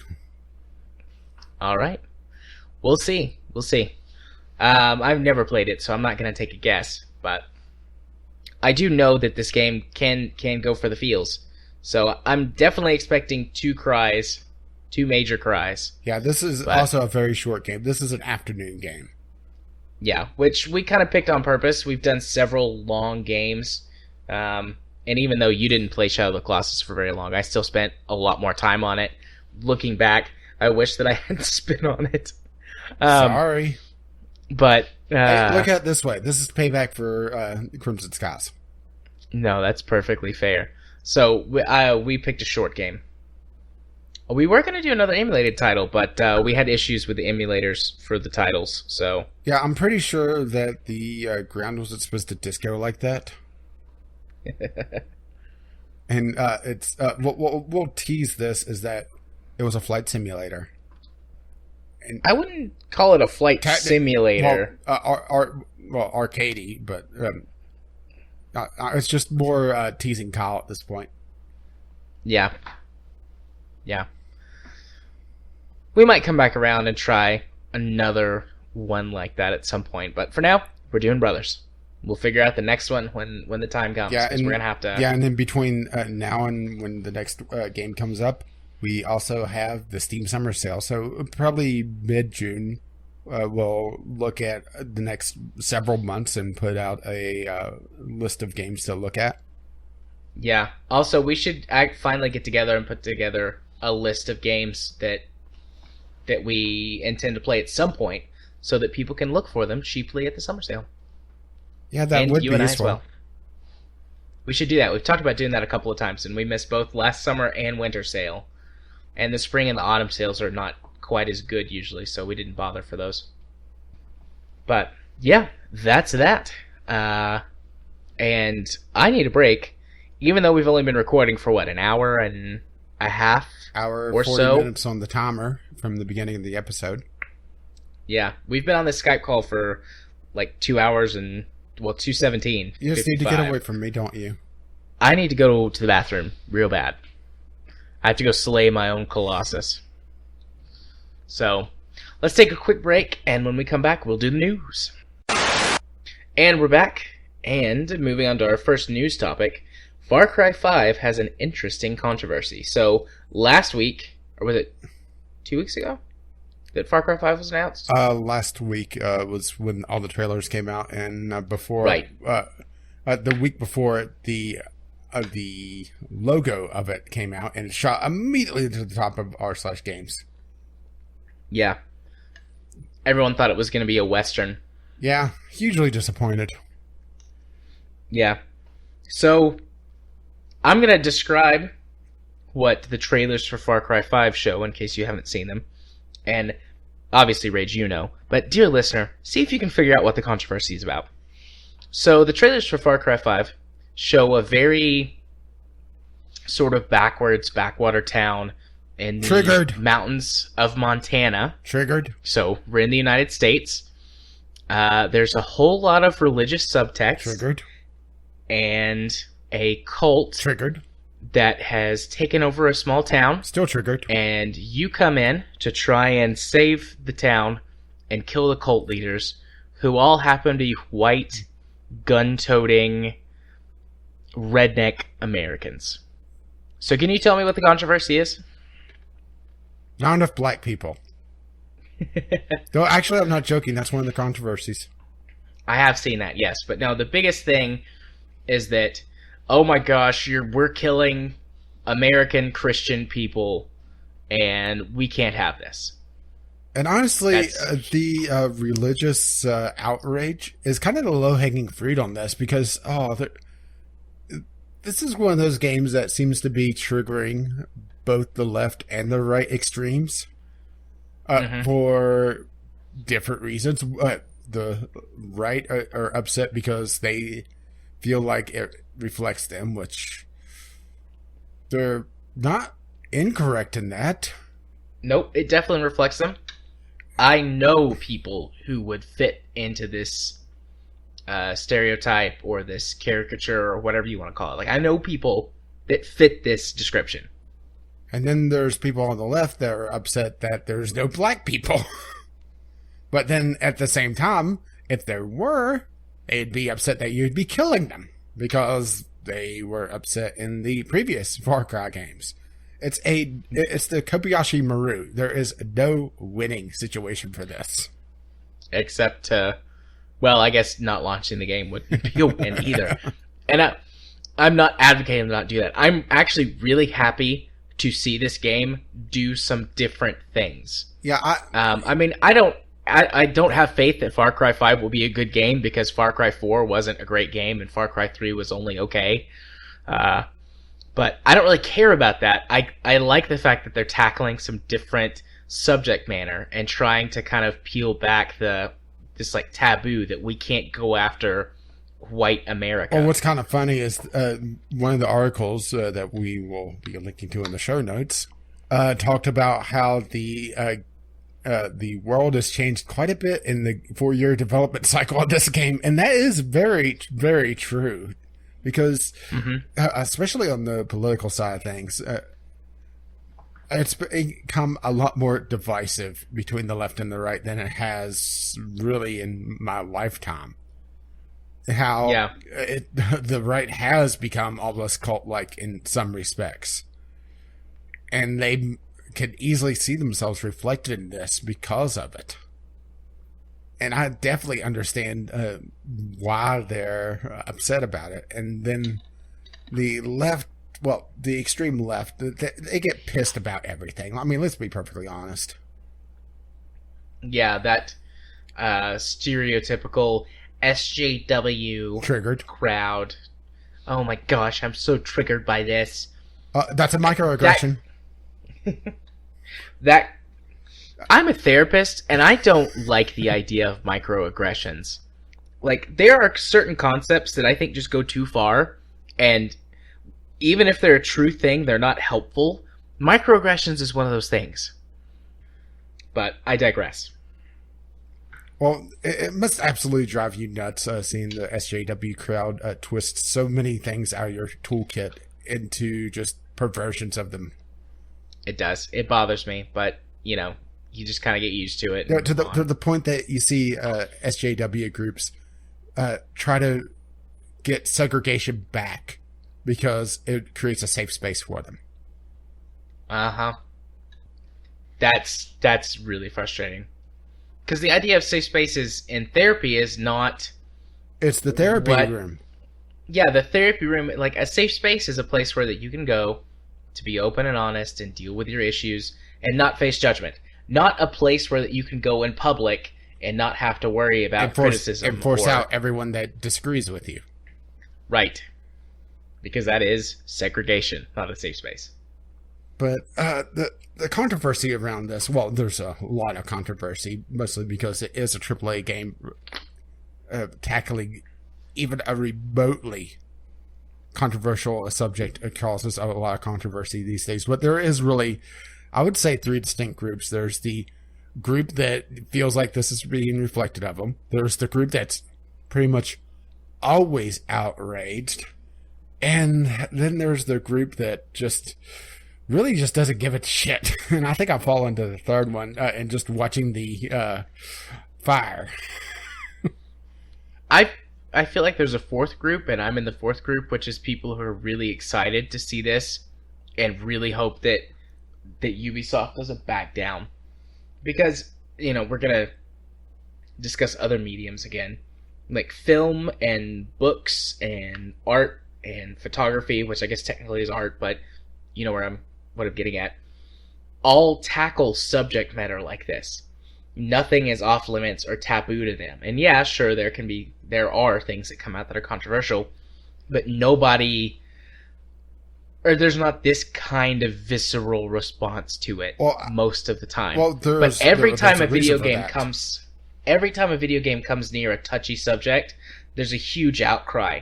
And I mean, these things exist. Domestic United States homegrown white terrorism exists. It's a thing. And there are cults here. Well, it's not like things like that fit this bill. What was it? Oregon, a militia group set up camp in a national park. Yeah, I think. I'm pretty sure I have the right state, but this has happened within the last 2 years, 3 years. Yeah. As a matter of fact, that may be one of the story points that or one of the inspirations for this story. Yeah. As a matter of fact, if I recall correctly, they were calling out for donations, and 4chan was sending them just barrels of lube and dildos. Yeah, I remember that. Buying like the 55-gallon drums of lube or whatever off of Amazon and sending it to them. Yeah, because they were calling out for donations of snacks because they were running out of food. Which, you would think a militia group would be more prepared.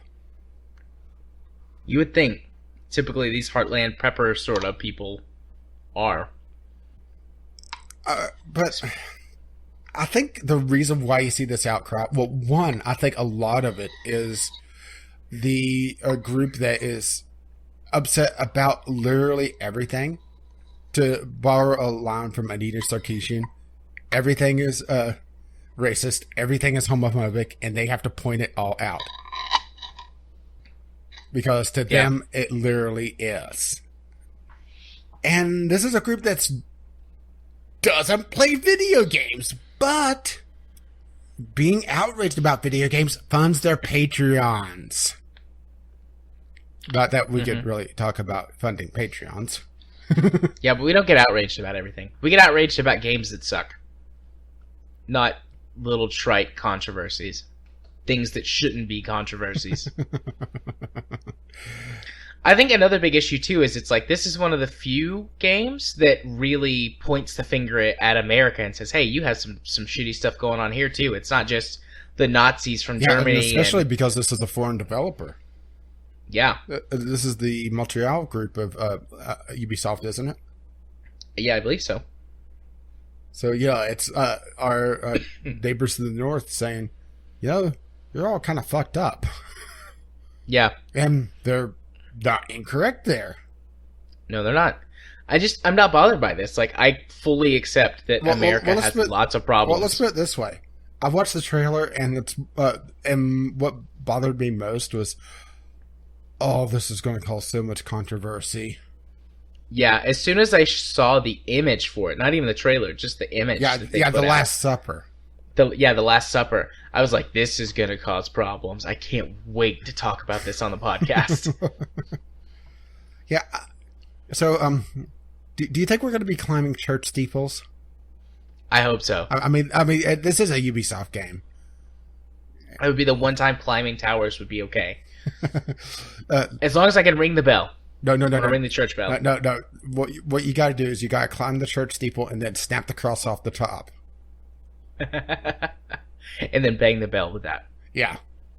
Sounds great. But yeah, I really hope Ubisoft doesn't back down from this. They should have to.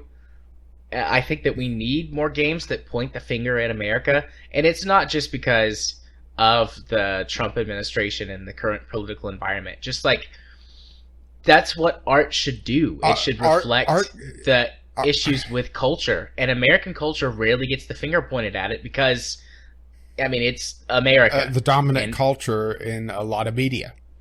yeah. And so nobody points the finger at them very often. It's one of those, like, I think, anyways, this is just my opinion. I think that it's, you don't bite the hand that feeds you. But the market is changing. The world environment is changing. And it was even before Trump came along and kind of pushed America down a bit. But it was all changing anyways before then. And I think that this is just the natural progression of that market change. And, there was a different world when the game entered development. And now just the issues that they were tackling have been thrust a lot more into the limelight. Well, one thing because about of the art current political is that environment. it should be able to make you feel uncomfortable, and that's something that video games is kind of skirted around. You still get you get things like that in indie games like Papers, Please, where you feel uncomfortable about some of the choices you have to make. This War of Mine, that's another good example of that. You feel uncomfortable about really just stealing supplies from other people, and essentially, if you're not killing them outright, condemning them to death. Yeah. But you don't really see that in AAA gaming. And I think a reason for that is that there's still this mentality in mass media where games are toys. Yeah. I mean, just look at the controversy with Mass Effect and the sex scenes in it. The full frontal nudity. It's not full frontal nudity in Mass Effect, but it sells headlines. It gets people to watch. It gets their attention. Yeah. And it's the same thing here, where it's just people being outraged, for some of it for the sake of being outraged to, that's how they that's how they pay their paychecks. That's their paycheck is, getting on Twitter and talking about how sexist it is that the trailer was showing a woman being drowned or being baptized. But, let's face it, she's likely being killed in that. Because that's a very rough baptism. And it's just that mentality of, well, this shouldn't be in a game because it's a toy. It's for children. No, video games is a medium for stories. It's like saying that all animation has to be for toddlers. It has to be for kids. It doesn't. Yeah. I mean, gaming's primary demographic, excuse me, at this point are adults, because all the kids that grew up playing games are now playing games as adults. And there's way more of them than there are kids today playing. And that trend is likely to continue.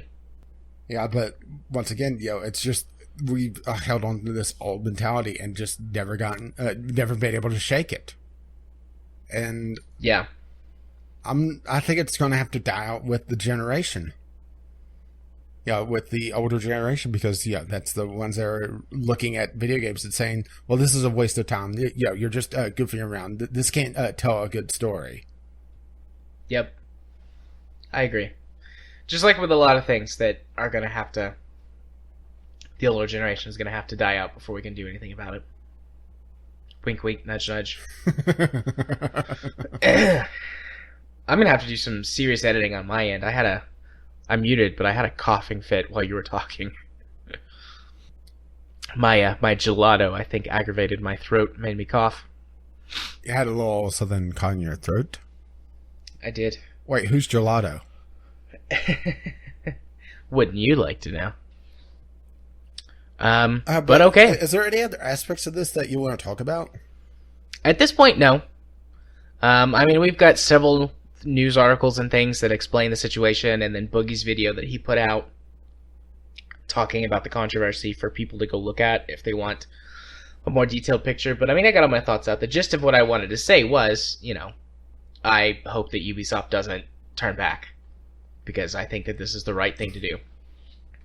Well, I think, especially Ubisoft Montreal, is that they're detached enough from the American populace that they could hold up that mirror to us and not have to fear being called out too much, because they're outside, and that's probably the best way to do it.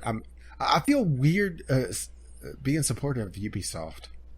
This feels weird to me. Hey, companies can do good things just like they can do bad things. And then they just tend to do bad things. They released the game in a completely broken mess. Yeah. I will say that, granted, this is a trailer, so who knows how the game will look in the end. But it does look like it is rather graphically impressive, at least the trailer. Yeah. And now, does look pretty good. Now the question is, how is the final game going to look? Because, yeah. One of the comments on the trailer video, and I mean, I'm sure it's buried by this point, but it was like something like, that game's pretty good. Or that game looks pretty good. And then it's like from Ubisoft, yeah, it'd be a shame if it got a graphical downgrade, huh? Oh, boy. You better pre-order now. Yeah, because that'll stop the graphical downgrade. I know, but I thought that was humorous. Okay, well, let's move it on to our next news topic, which I think we're about to get to rapid fire mode. Our next topic is Final Fantasy VII Remake and Kingdom Hearts 3 will be launching, quote, in the next 3 years or so, end quote. Yeah, I added this because, wow. What the hell is going on with Square Enix? Who knows? Okay, for the sake of, just the time frame here, Final Fantasy VII Remake was announced in 2015? Mm-hmm. 2 years ago at this point. It was announced at E3, so pretty much exactly 2 years ago now. I would say a couple weeks off, but close enough. Yeah. So, potential 5 years. I would say 4 years. Put it right in the middle of that window. Well, Kingdom Hearts 3 is worse than that, because it was announced in 2013. Well, I would say Final Fantasy VII is worse overall because episodic. Yeah, that's true. So this isn't even just all of Final Fantasy VII Remake. This is the first episode of the Final Fantasy Remake, and who knows what the development time is going to be on the other parts of it. So is it going to be, okay, you get Final Fantasy VII Remake Part 1 on the PlayStation 4, you get the Part 2 on the PlayStation 7, and you get Part 3, shit, we just pulled a valve.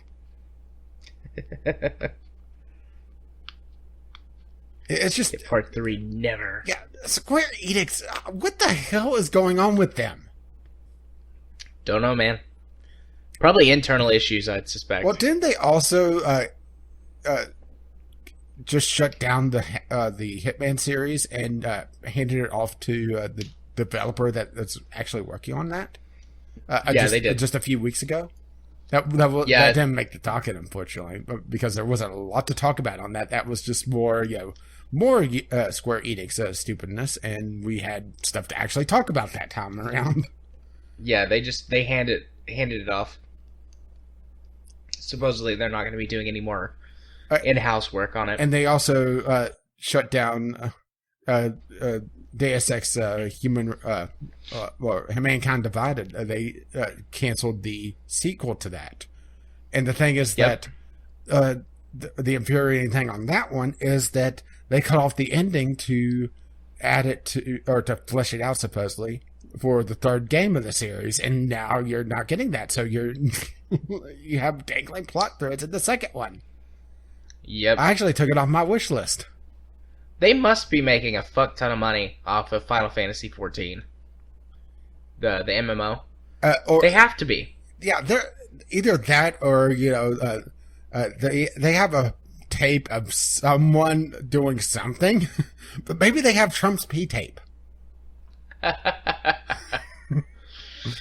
Oh. Sorry, Maybe so. I couldn't help myself. Where would their money be coming from now that I think about it?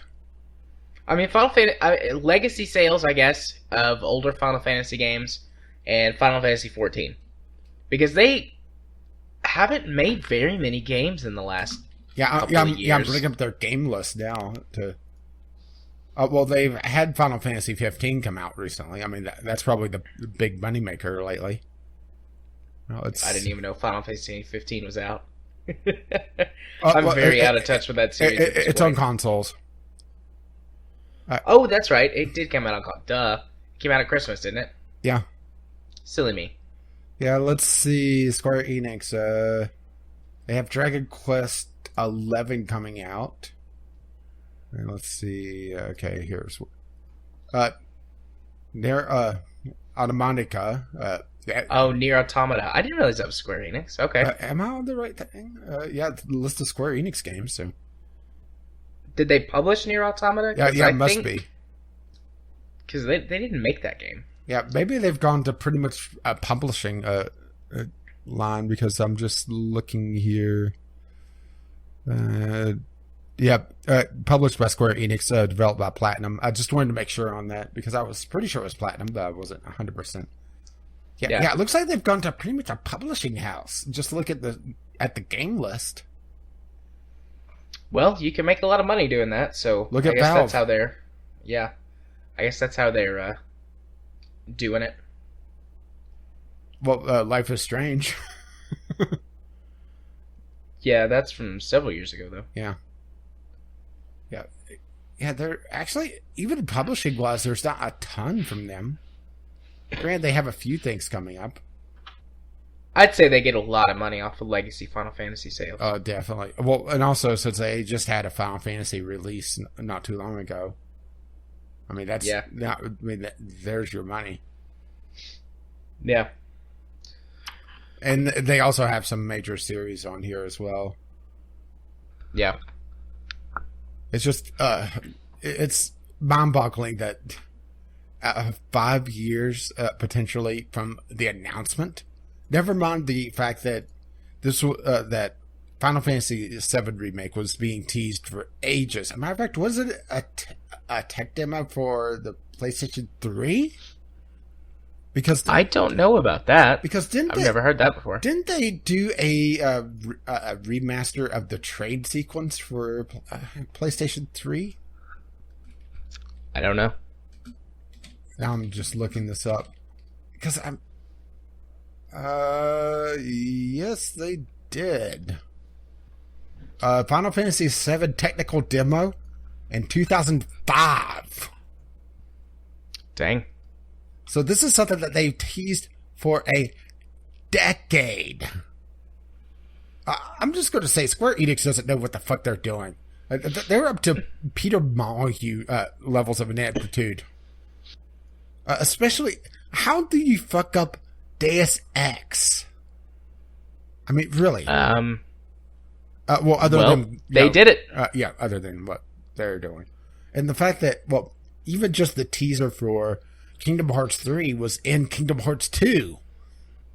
Yeah, which came out many, many, many years ago at this point. Yeah, and how many games back in the series now? Go ahead, get the list out. Oh, you want me to pull the list back out? Yes. Because it's hilarious. Okie dokie. Uno momento, por favor. Besides, you're already having to do some heavy editing here. Why the hell not? Yeah, have some more. Alright, so the list of Kingdom Hearts games. Let's just, before we get into that. Kingdom Hearts 2 released in 2007. Okay. So 10 years since they teased Kingdom Hearts 3. Man, they're going for Duke Nukem Forever levels of development hell. And Kingdom Hearts 3 has been in development for at least 4 years. Probably more, because they announced it at E3 2013. Anyways, so yeah, there's a lot of Kingdom Hearts games. There's Kingdom Hearts, which is fine. Alright, whatever. Kingdom Hearts Chain of Memories. Pretty normal right there. Kingdom Hearts 2, super bland. Kingdom Hearts Coded. I'm pretty sure all the Kingdom Hearts games have been coded. Kingdom Hearts Coded is sounds a little odd, but whatever. Then you get to Kingdom Hearts 358 over 2 days. And it's like divided by 2 days. That's sort of over 2 days. You said 358? 358 divided by 2 days. Okay, so Kingdom Hearts 179. Nice. Then Kingdom Hearts Birth by Sleep. That's a weird name. It's Japanese. Kingdom Hearts 3D Dream Drop Distance. Electric Boogaloo. Championship Edition. I thought it was Dream Drop Disco when we talked about it before. And you know what? Dream Drop Disco would have worked as well. It would have been more normal. Then there's Kingdom Hearts X, Kingdom Hearts Unchained X, Kingdom Hearts Mobile, Kingdom Hearts Triple X, Kingdom Hearts HD 1.5 Remix, Kingdom Hearts HD 2.5 Remix, Kingdom Hearts HD 2.8 Final Chapter Prologue, Turbo, and then Kingdom Hearts HD 1.5 plus 2.5 Remix. So, they've got some weird names. You know, it must be tough to be a Kingdom Hearts fan. What's your favorite game, man? Dreamed Up, Distance, 2.5 HD, X, Prologue Chapter Remix. Whoa, mine too, bro. I don't know why I just went there. I've wondered that a lot for you. Not just tonight. Fair enough. Fair enough. Well, I don't have anything else to add to this topic. It's more just beggar's belief that Square Enix has dragged their feet this long. Or more, it's... Yeah, I think they may announce the game and then realize that what they have wasn't working. At least I hope that's what it is. I mean, granted, I think Final Fantasy VII is probably the safe bet. They could put that on pretty much anything and sell it. That's pretty much the fan favorite of the Final Fantasy series, isn't it? Yeah, for the most part. I mean, there's plenty of people. What was also the first Final Fantasy to really hit it big in the United States. I realize it's not the first popular Final Fantasy, but it's the one that I remember seeing television commercials of. I don't remember any of the other Final Fantasies having commercials. Before that, I should say. Of course, afterwards there were, but it's one of those that it became more of the public consciousness, more of the public awareness of JRPGs. That's where Final Fantasy VII came in. And of course, Kingdom Hearts, the bastard child of Final Fantasy and Disney. One of those games that makes you wonder, how the hell did they talk Disney into this? Magic. And also money. And also money. It makes you wonder, just how are they going to cram Star Wars into this now? Because, that's in the House of Mouse. Maybe that's what's taking us so long. They're going, oh, we gotta add Marvel. We gotta add Star Wars to this. They're having to rebuild the whole game. Maybe. That actually is a good point.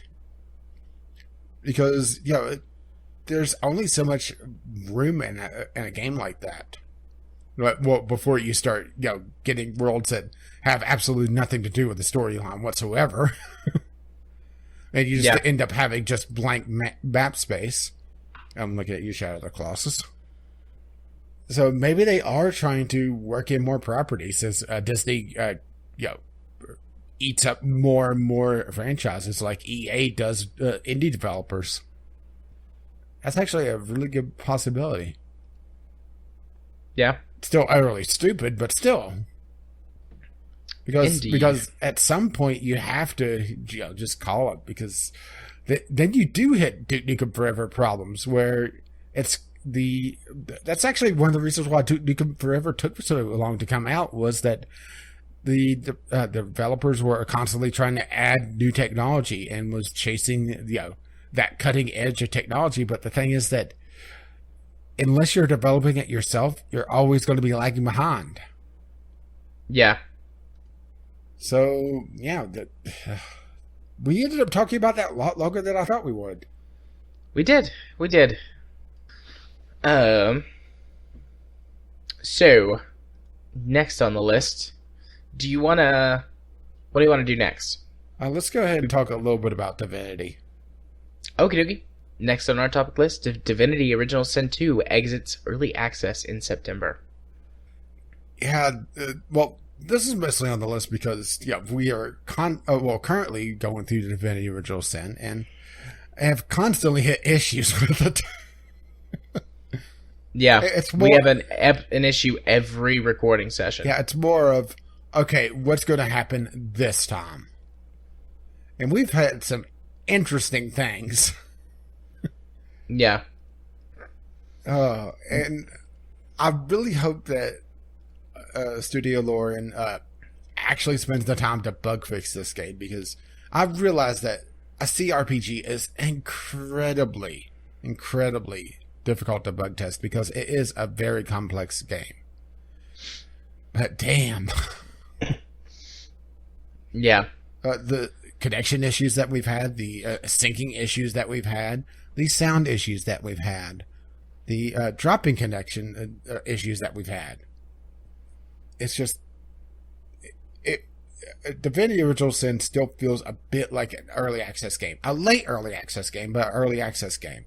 And this is the enhanced edition. Yeah, the edition that was released on consoles as well. Yeah.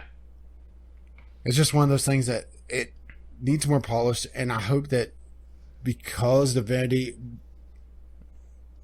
was such a hit, and that Divinity Original Sin 2 was another Kickstarter darling, even though I'm not sure if I agree with going back to the well with Kickstarter.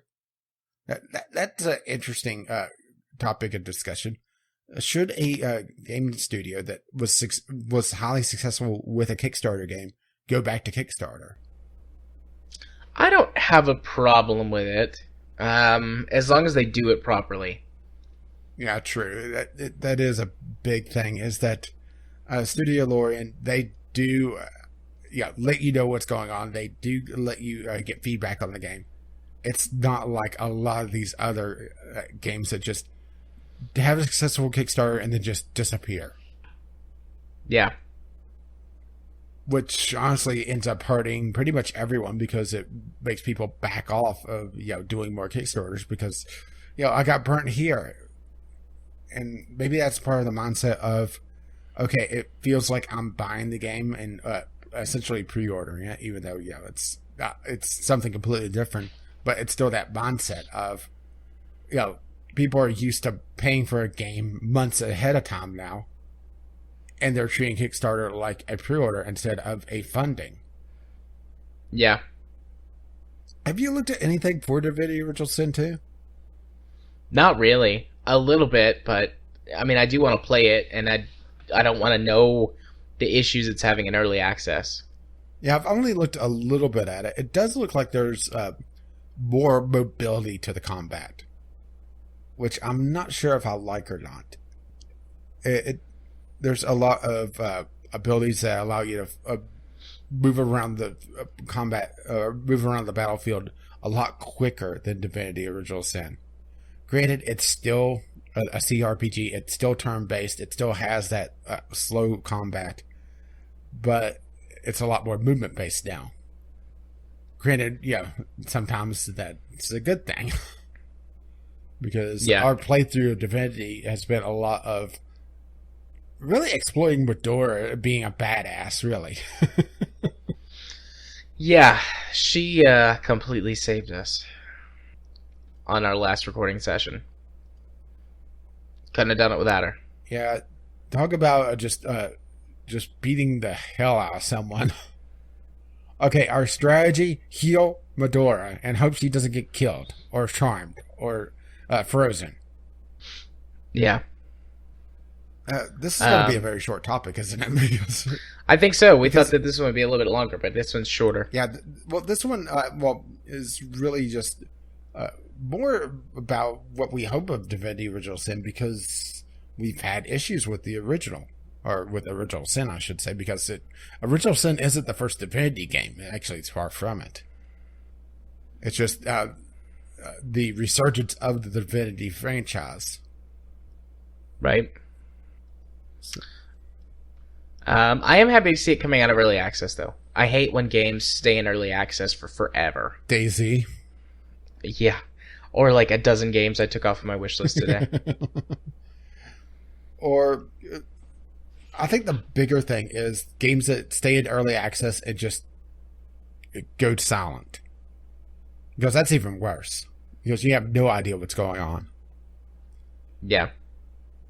And I have so many games that I've gotten review copies of that I've gotten in bundles that had a couple updates in early access, and then the developer just is gone. And either they pushed out the version as, okay, this is the final version, take it out early access, or, it just stays there. And I have some games that were really showing promise that just are, dead. And it's very upsetting because, there's some games that I really wanted to see developed more. Yeah. And that's I agree. That's the downside of the early access program, is that it makes it a lot more transparent of games that have that promise that could do a lot better, but because the developer doesn't have the expertise or they don't have the sales, that's actually a big one, is that the sales of the game just aren't there to fund the development. The game dies, and you end up with this dead game. Yeah. Yeah, that was most of the games that I removed. Like, if an early access game was still receiving updates, fairly recent updates, I'd leave it. But if it hadn't been developed, or if they hadn't received an update in a while, just get rid of it. Or even any news updates whatsoever, because that's the other thing. Yeah. As a matter of fact, there was a couple that I was interested in that's gotten complete engine overhauls because, the engine that they were using either was limiting them, or the new version of Unity is very shiny. And no, I'm not just very shiny. Commenting on KSP on that. There was actually a couple other games that had done complete overhauls in Unity. It seems like Unity is one of those game engines that attract a lot of developers that sometimes have no business being game developers. Yeah. Have you noticed that as well? No. I don't think so. Well, let's see. Slow Drive was made in Unity. Yeah, I guess there are.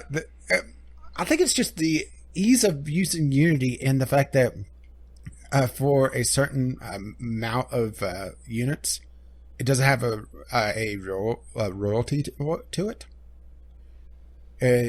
So you'll see a lot of these card farm games that are, you load them up and it says Unity Personal Edition.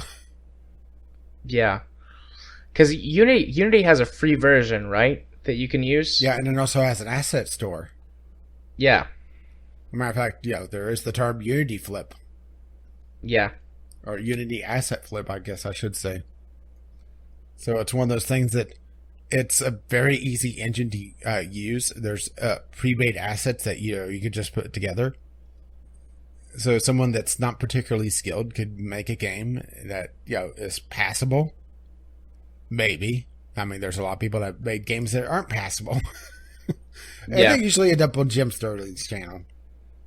Yeah, they definitely do.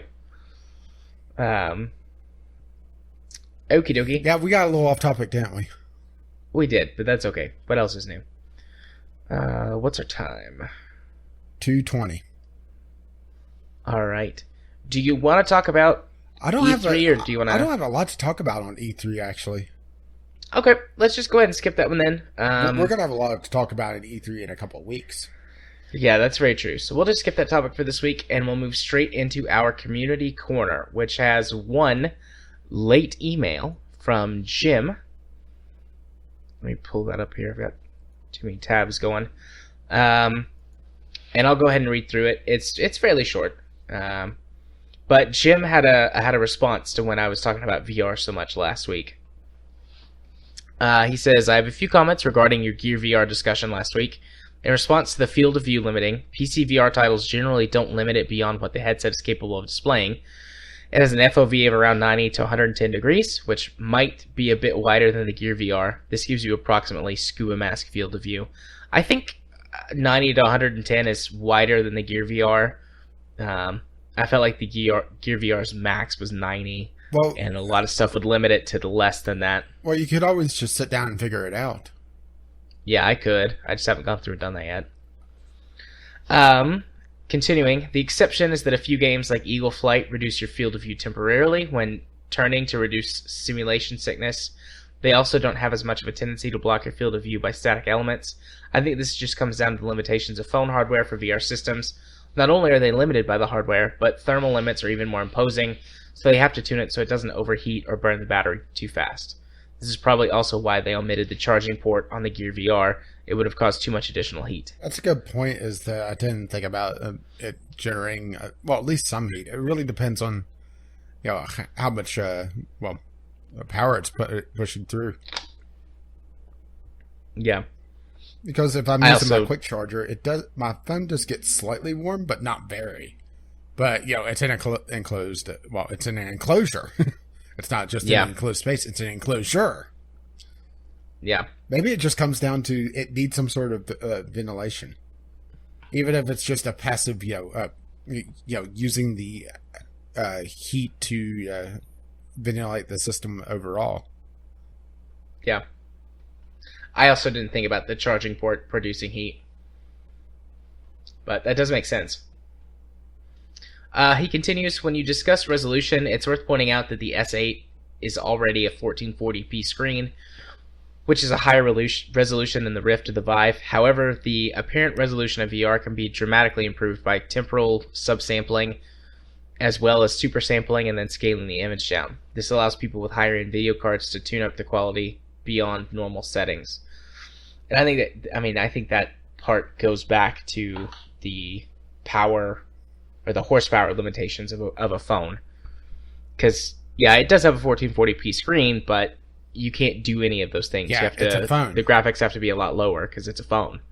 So, going back to the heat issue from the previous paragraph, that could be a thing too. I mean, the S8 Plus has got a pretty stout CPU in it, but running it at full speed would heat up that little brick on your face even more. So I'm just imagining that too. You turn on super sampling and the Gear VR just bursts into flames. Immediately bursts into flames. It's like, oh, this is pretty good. Wow, and then you burn to death. Wow, the effects on this fire is amazing. The immersion is so good.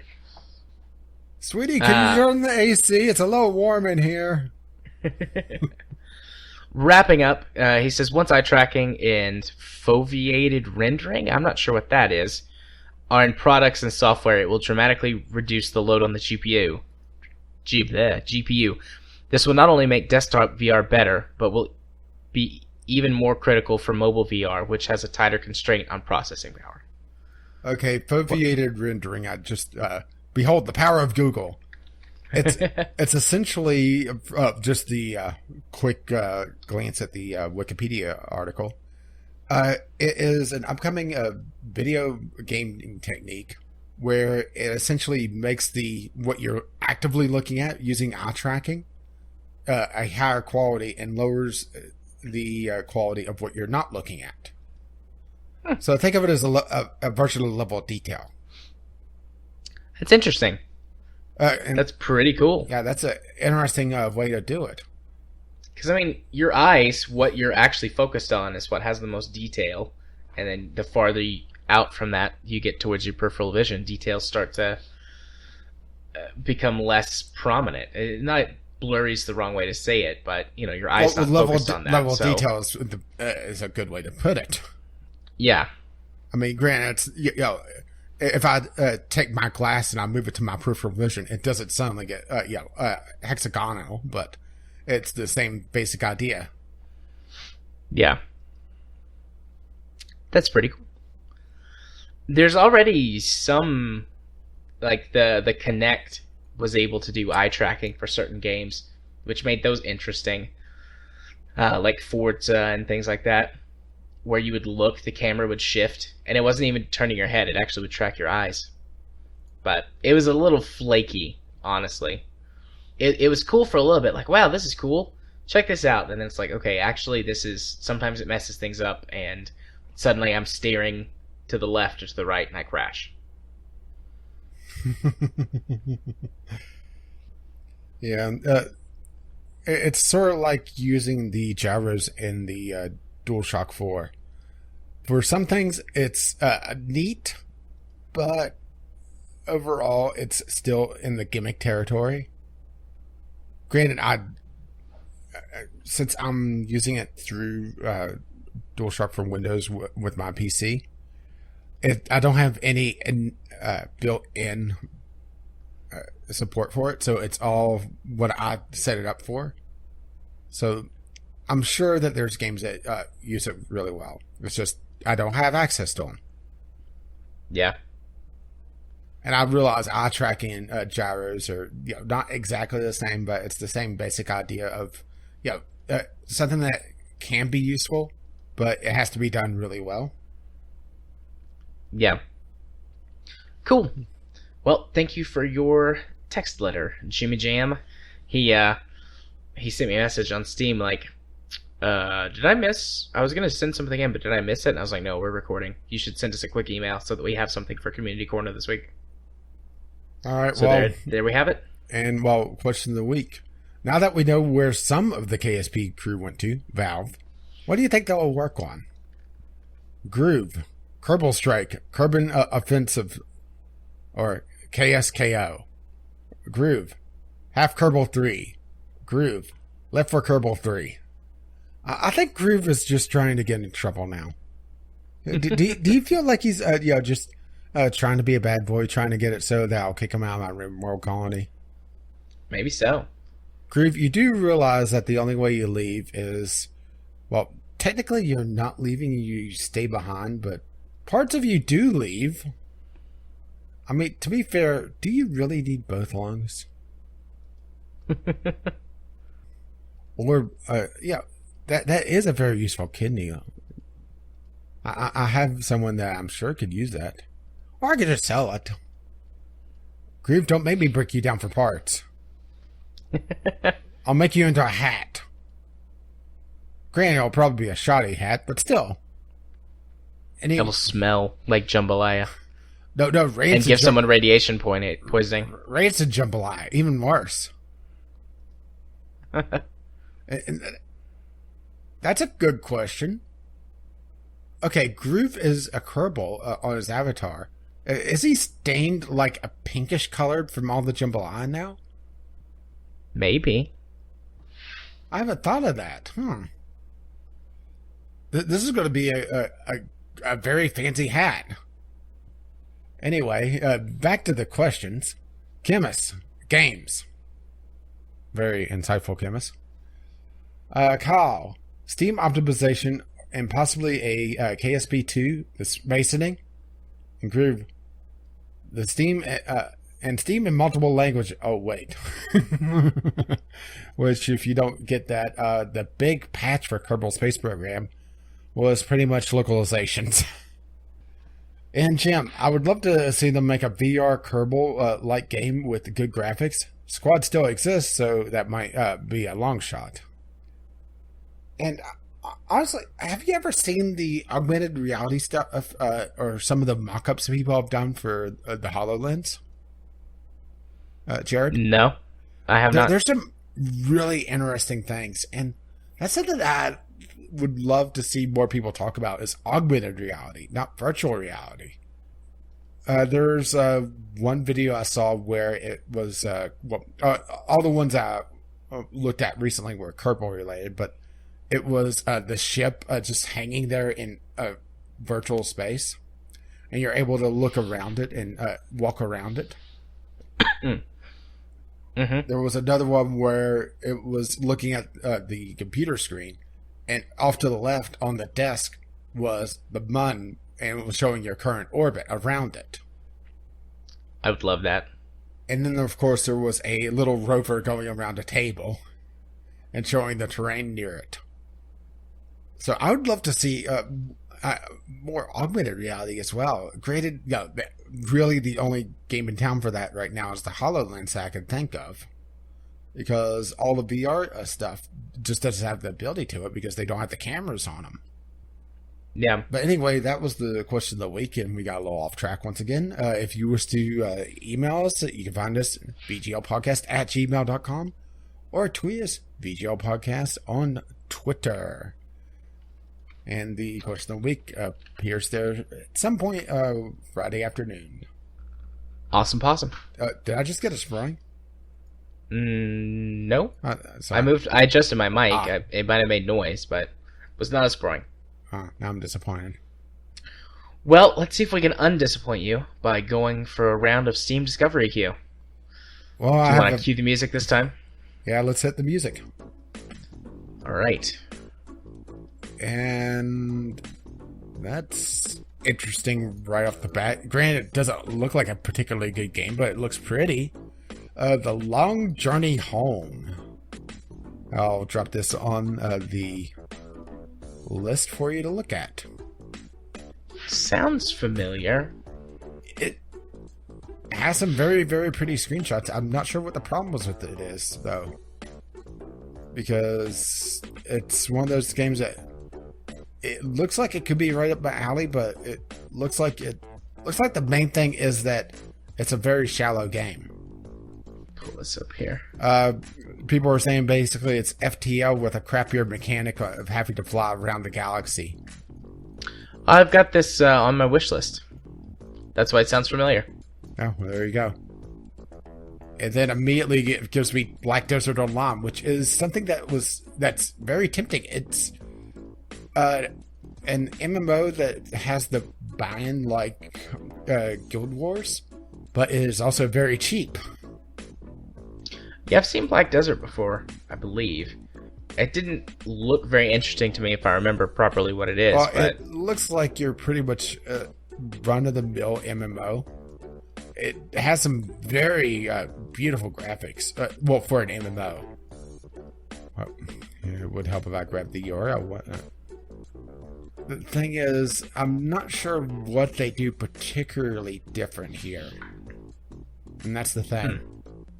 It does look like they have a fair number of classes with more coming soon, so... This looks interesting. Rime, R-I-M-E. It reminds me of Journey.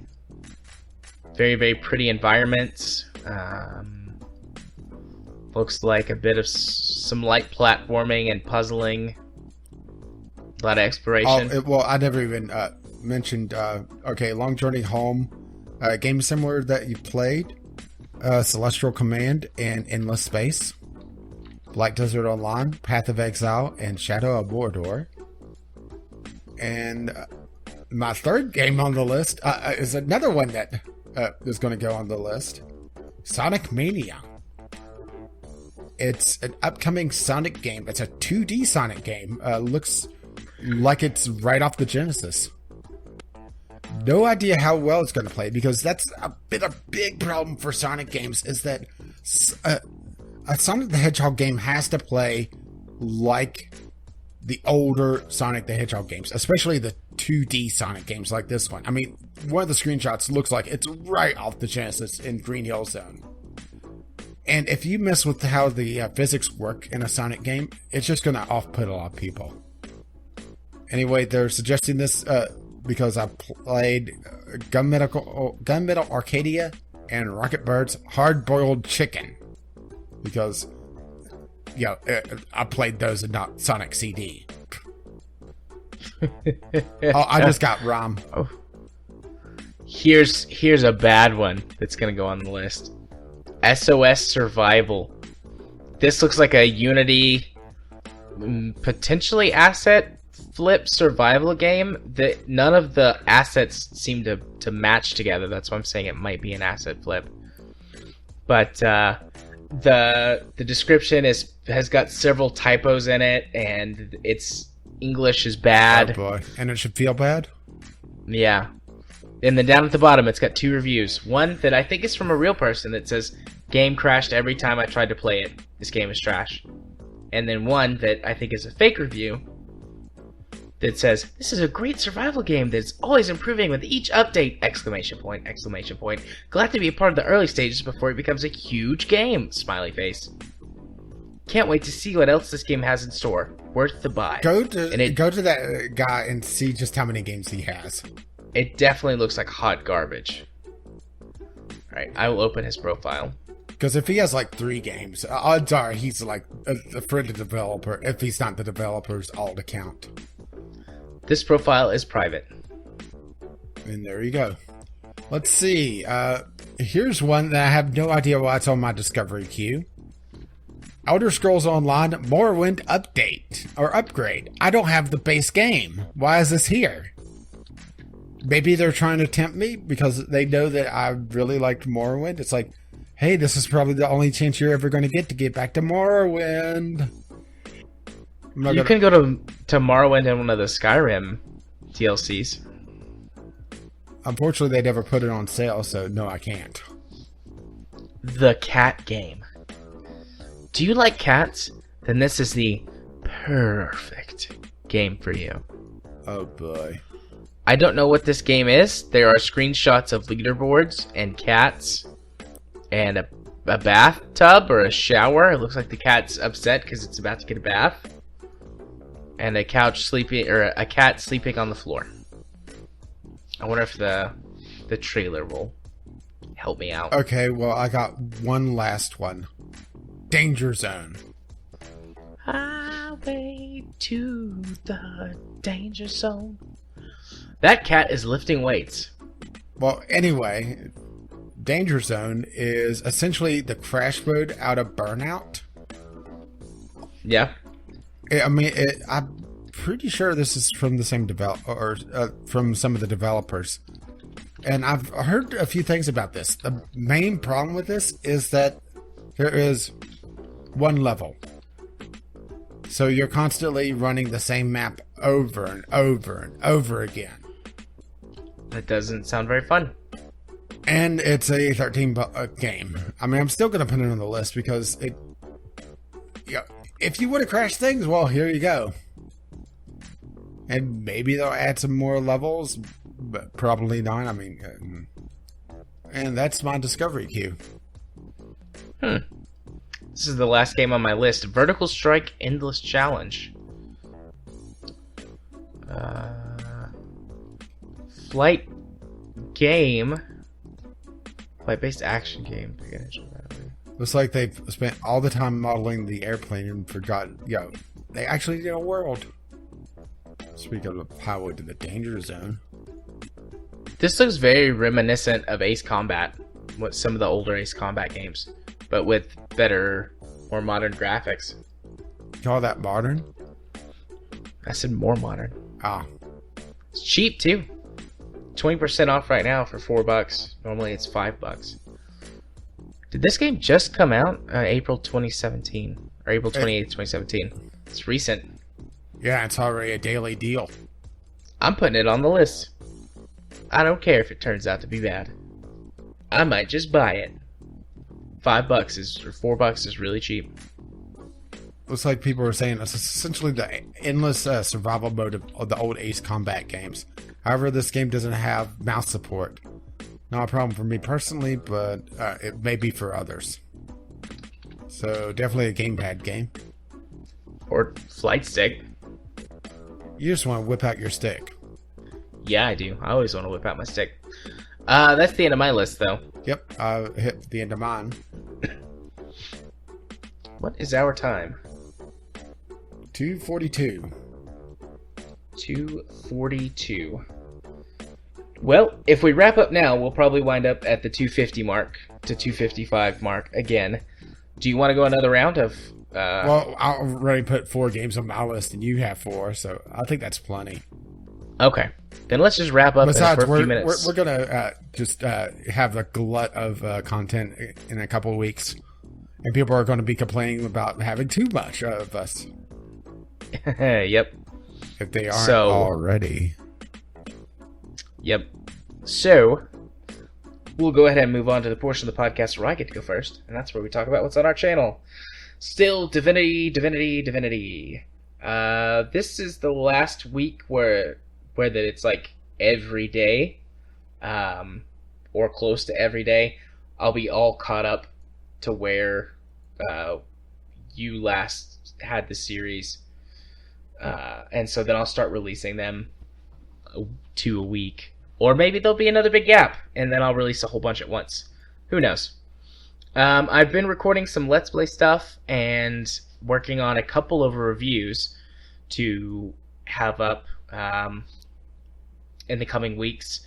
I don't know if I'm gonna. I think reviews are gonna be more sporadic. I thought about trying to do one a week, but it takes a lot of time to do a good full review, and I actually want to do better reviews that have more editing and things properly done to them instead of just like a generic gameplay background over the review.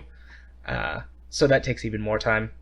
And I'm really working hard on this Let's Play series, which I'll go ahead and say what it is because the first episode should come out next week. I'm doing a Let's Play series, like a full Let's Play series of Naval Ops Commander. Oh my. The latest update to XSplit allows it to properly capture emulation windows. So the captured footage actually looks better than it looks on my screen when I'm playing. And I don't know why that is. They're both in 1080p, but I don't know, maybe there's just something it's pulling it directly from it. Maybe my monitor's a little too big and it's being stretched out a little too far, something like that. But regardless, it looks better. And I've got the first few episodes done already. The first two, it took me a little bit to get the audio balance just right. I thought I had it good, and then I recorded a series of episodes, and then I went, that's a little too loud. So the first couple episodes are a little too loud, but after that, I've got it ironed out, so things are nice and easy. We're going to do a full playthrough using the British, because that's actually the only faction I've never beat the game with, despite the fact that I've beat the game, like, I don't know, 10, 15 times. So we're going to do the Brits, and that's going to be fun. Hooray, fun. And one of the first reviews that I'm working on, I'm also doing a review of Naval Ops Commander, just because I'm spending so much time with it. And I've always wanted to do a review of it, and I never have, so. But that's actually a really difficult review, because I have to go through the history of the series, because the ones that came to the US are kind of in the middle of this Japanese series, so. And even then, like, you still have to have the context. So, like, there's a whole 1,000 words dedicated to. So, I guess you need to know about these other games for some of the things I'm about to say to make sense. And that's really been really difficult to write, because I don't want to waste a whole bunch of time on it, but at the same time, like, I feel like anyone that's going to come watch this review needs to know what's going on. So I'm struggling a bit with that. The other reviews and Let's Play stuff I've got planned is for some of the games I've been getting from Keymailer. And I really want to dig into whatever the Xbox game was that I got. I can't think of it right off the top of my head. That one thing. Yeah, the one with the controller and the thing. Yeah, the one with the controller and the thing and the stuff. And the memory cards and the... Trulon the Shadow Engine. Oh, yeah. That I want to check that out to see if it's any good, because it's on Xbox. Not sure how I'm going to really record any of it, though. I might not and just talk about it on the podcast.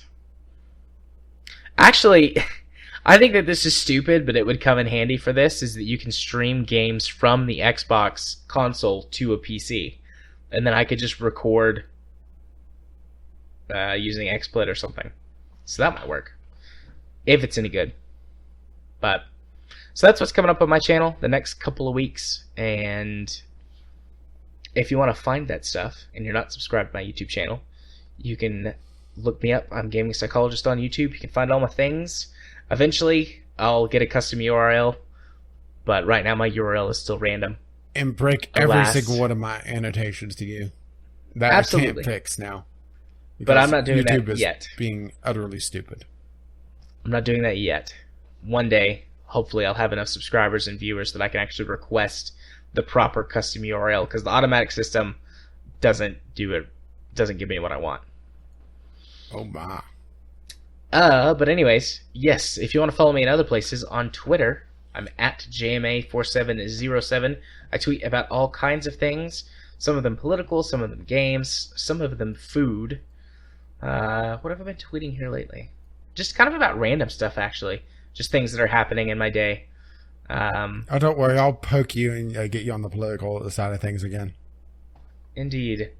If you want to watch me stream games, which we're doing every Friday night right now, you can do so over at twitch.tv/jarthur4707. I do another podcast called Straight as a Pretzel, where we talk about cute boys and cute girls. And also gender and societal constructs and sexuality things. It's a really interesting show that started out originally as just a funny thing to do, where we talk about fuck, marry, kill with celebrities. And we've actually got some pretty serious topics planned for the coming episodes. So I'm actually really enjoying it. Not that I don't enjoy this podcast, but there are certain aspects of my being that, while they come out here, I can't really focus on them because that's not the point of the show. Plus, it also So it's gets you nice. away from me. Oh, that's for your benefit though, because then you don't have to deal with it. Yeah. But anyways, it's called Straight as a Pretzel. The episodes go up on my YouTube channel as well as it has its own RSS feed, so go check it out. And then finally, if you want to be my friend on Steam, I accept all friend requests from all kinds because everyone seems to be really cool so far. I haven't met a not cool person that's become my friend on Steam from the show. And my Steam username is jarthur4707. And if you wish to let them know exactly what episode of the podcast you're coming from, the password for this week is Keelhaul. Keelhaul. That's a good one. Since you were talking That's a good about one. being a space pirate. Yeah. Awesome. So What about you, buddy? Well, I'm still fighting to get the replacement for Halo working because, well, I alluded to this before, but I was all set up, ready to go Sunday night, started to record, got to the opening cutscene of a game, and the initial handoff from the game to the full motion video or the cutscene or whatever you want to call it worked fine. When it handed off again, to the actual game to get to the game engine, to start playing the game, it crashed my video driver. And I was sitting there at a black screen. And I was displeased, as you may expect. And it was just one of those things that, okay, I'm a little tired already. I'm also a lot frustrated. I'm learning my lesson from Halo, and I'm just stepping away for the day. I've already missed a week on this time slot. I could miss another day.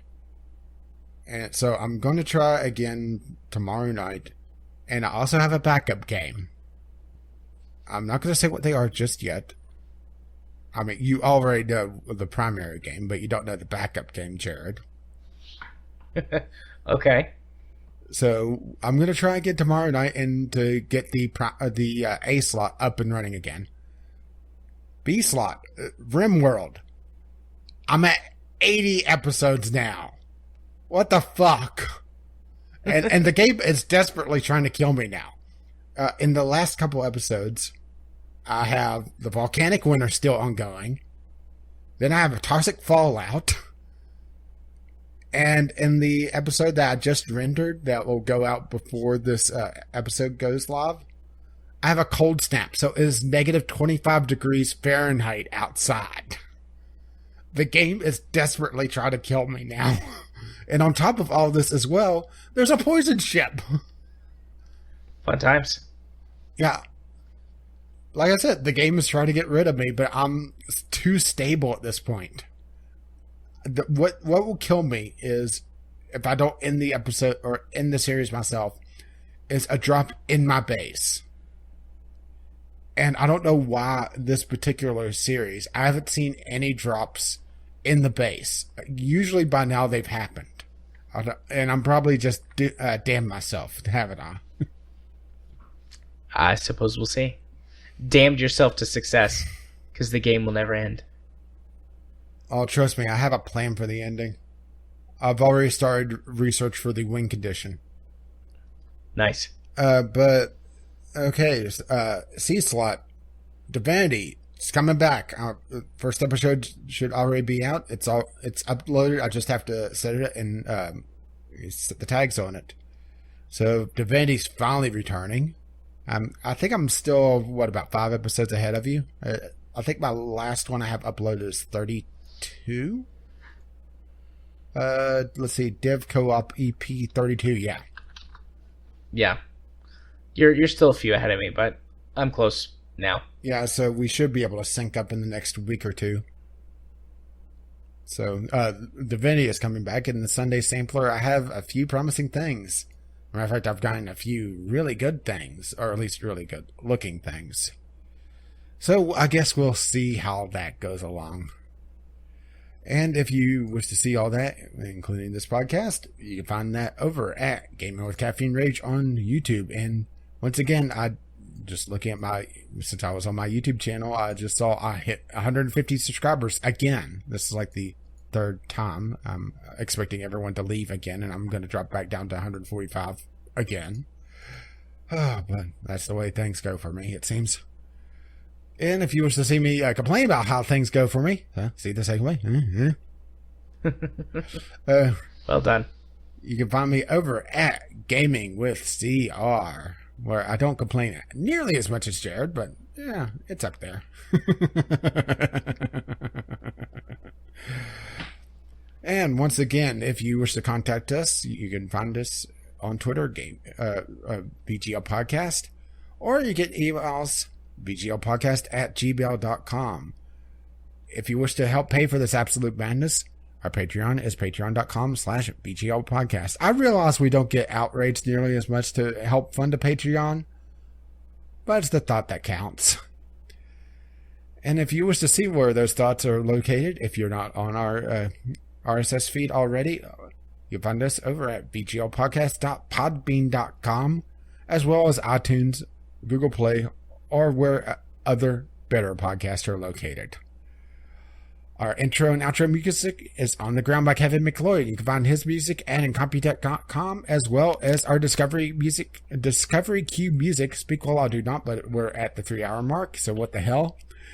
Doobity doo. And as always, as his lovely music starts to roll across my and voice. That's On the Ground, not doobly doo.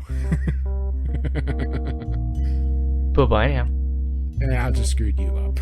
Nah, it's fine. Bye-bye.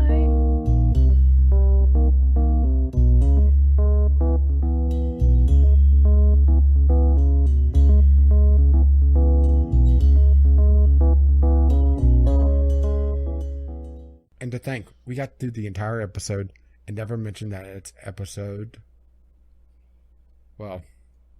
69. I didn't even notice. But I guess I did now. Yeah, but it's too late. Episode's over. Yep. Bye-bye.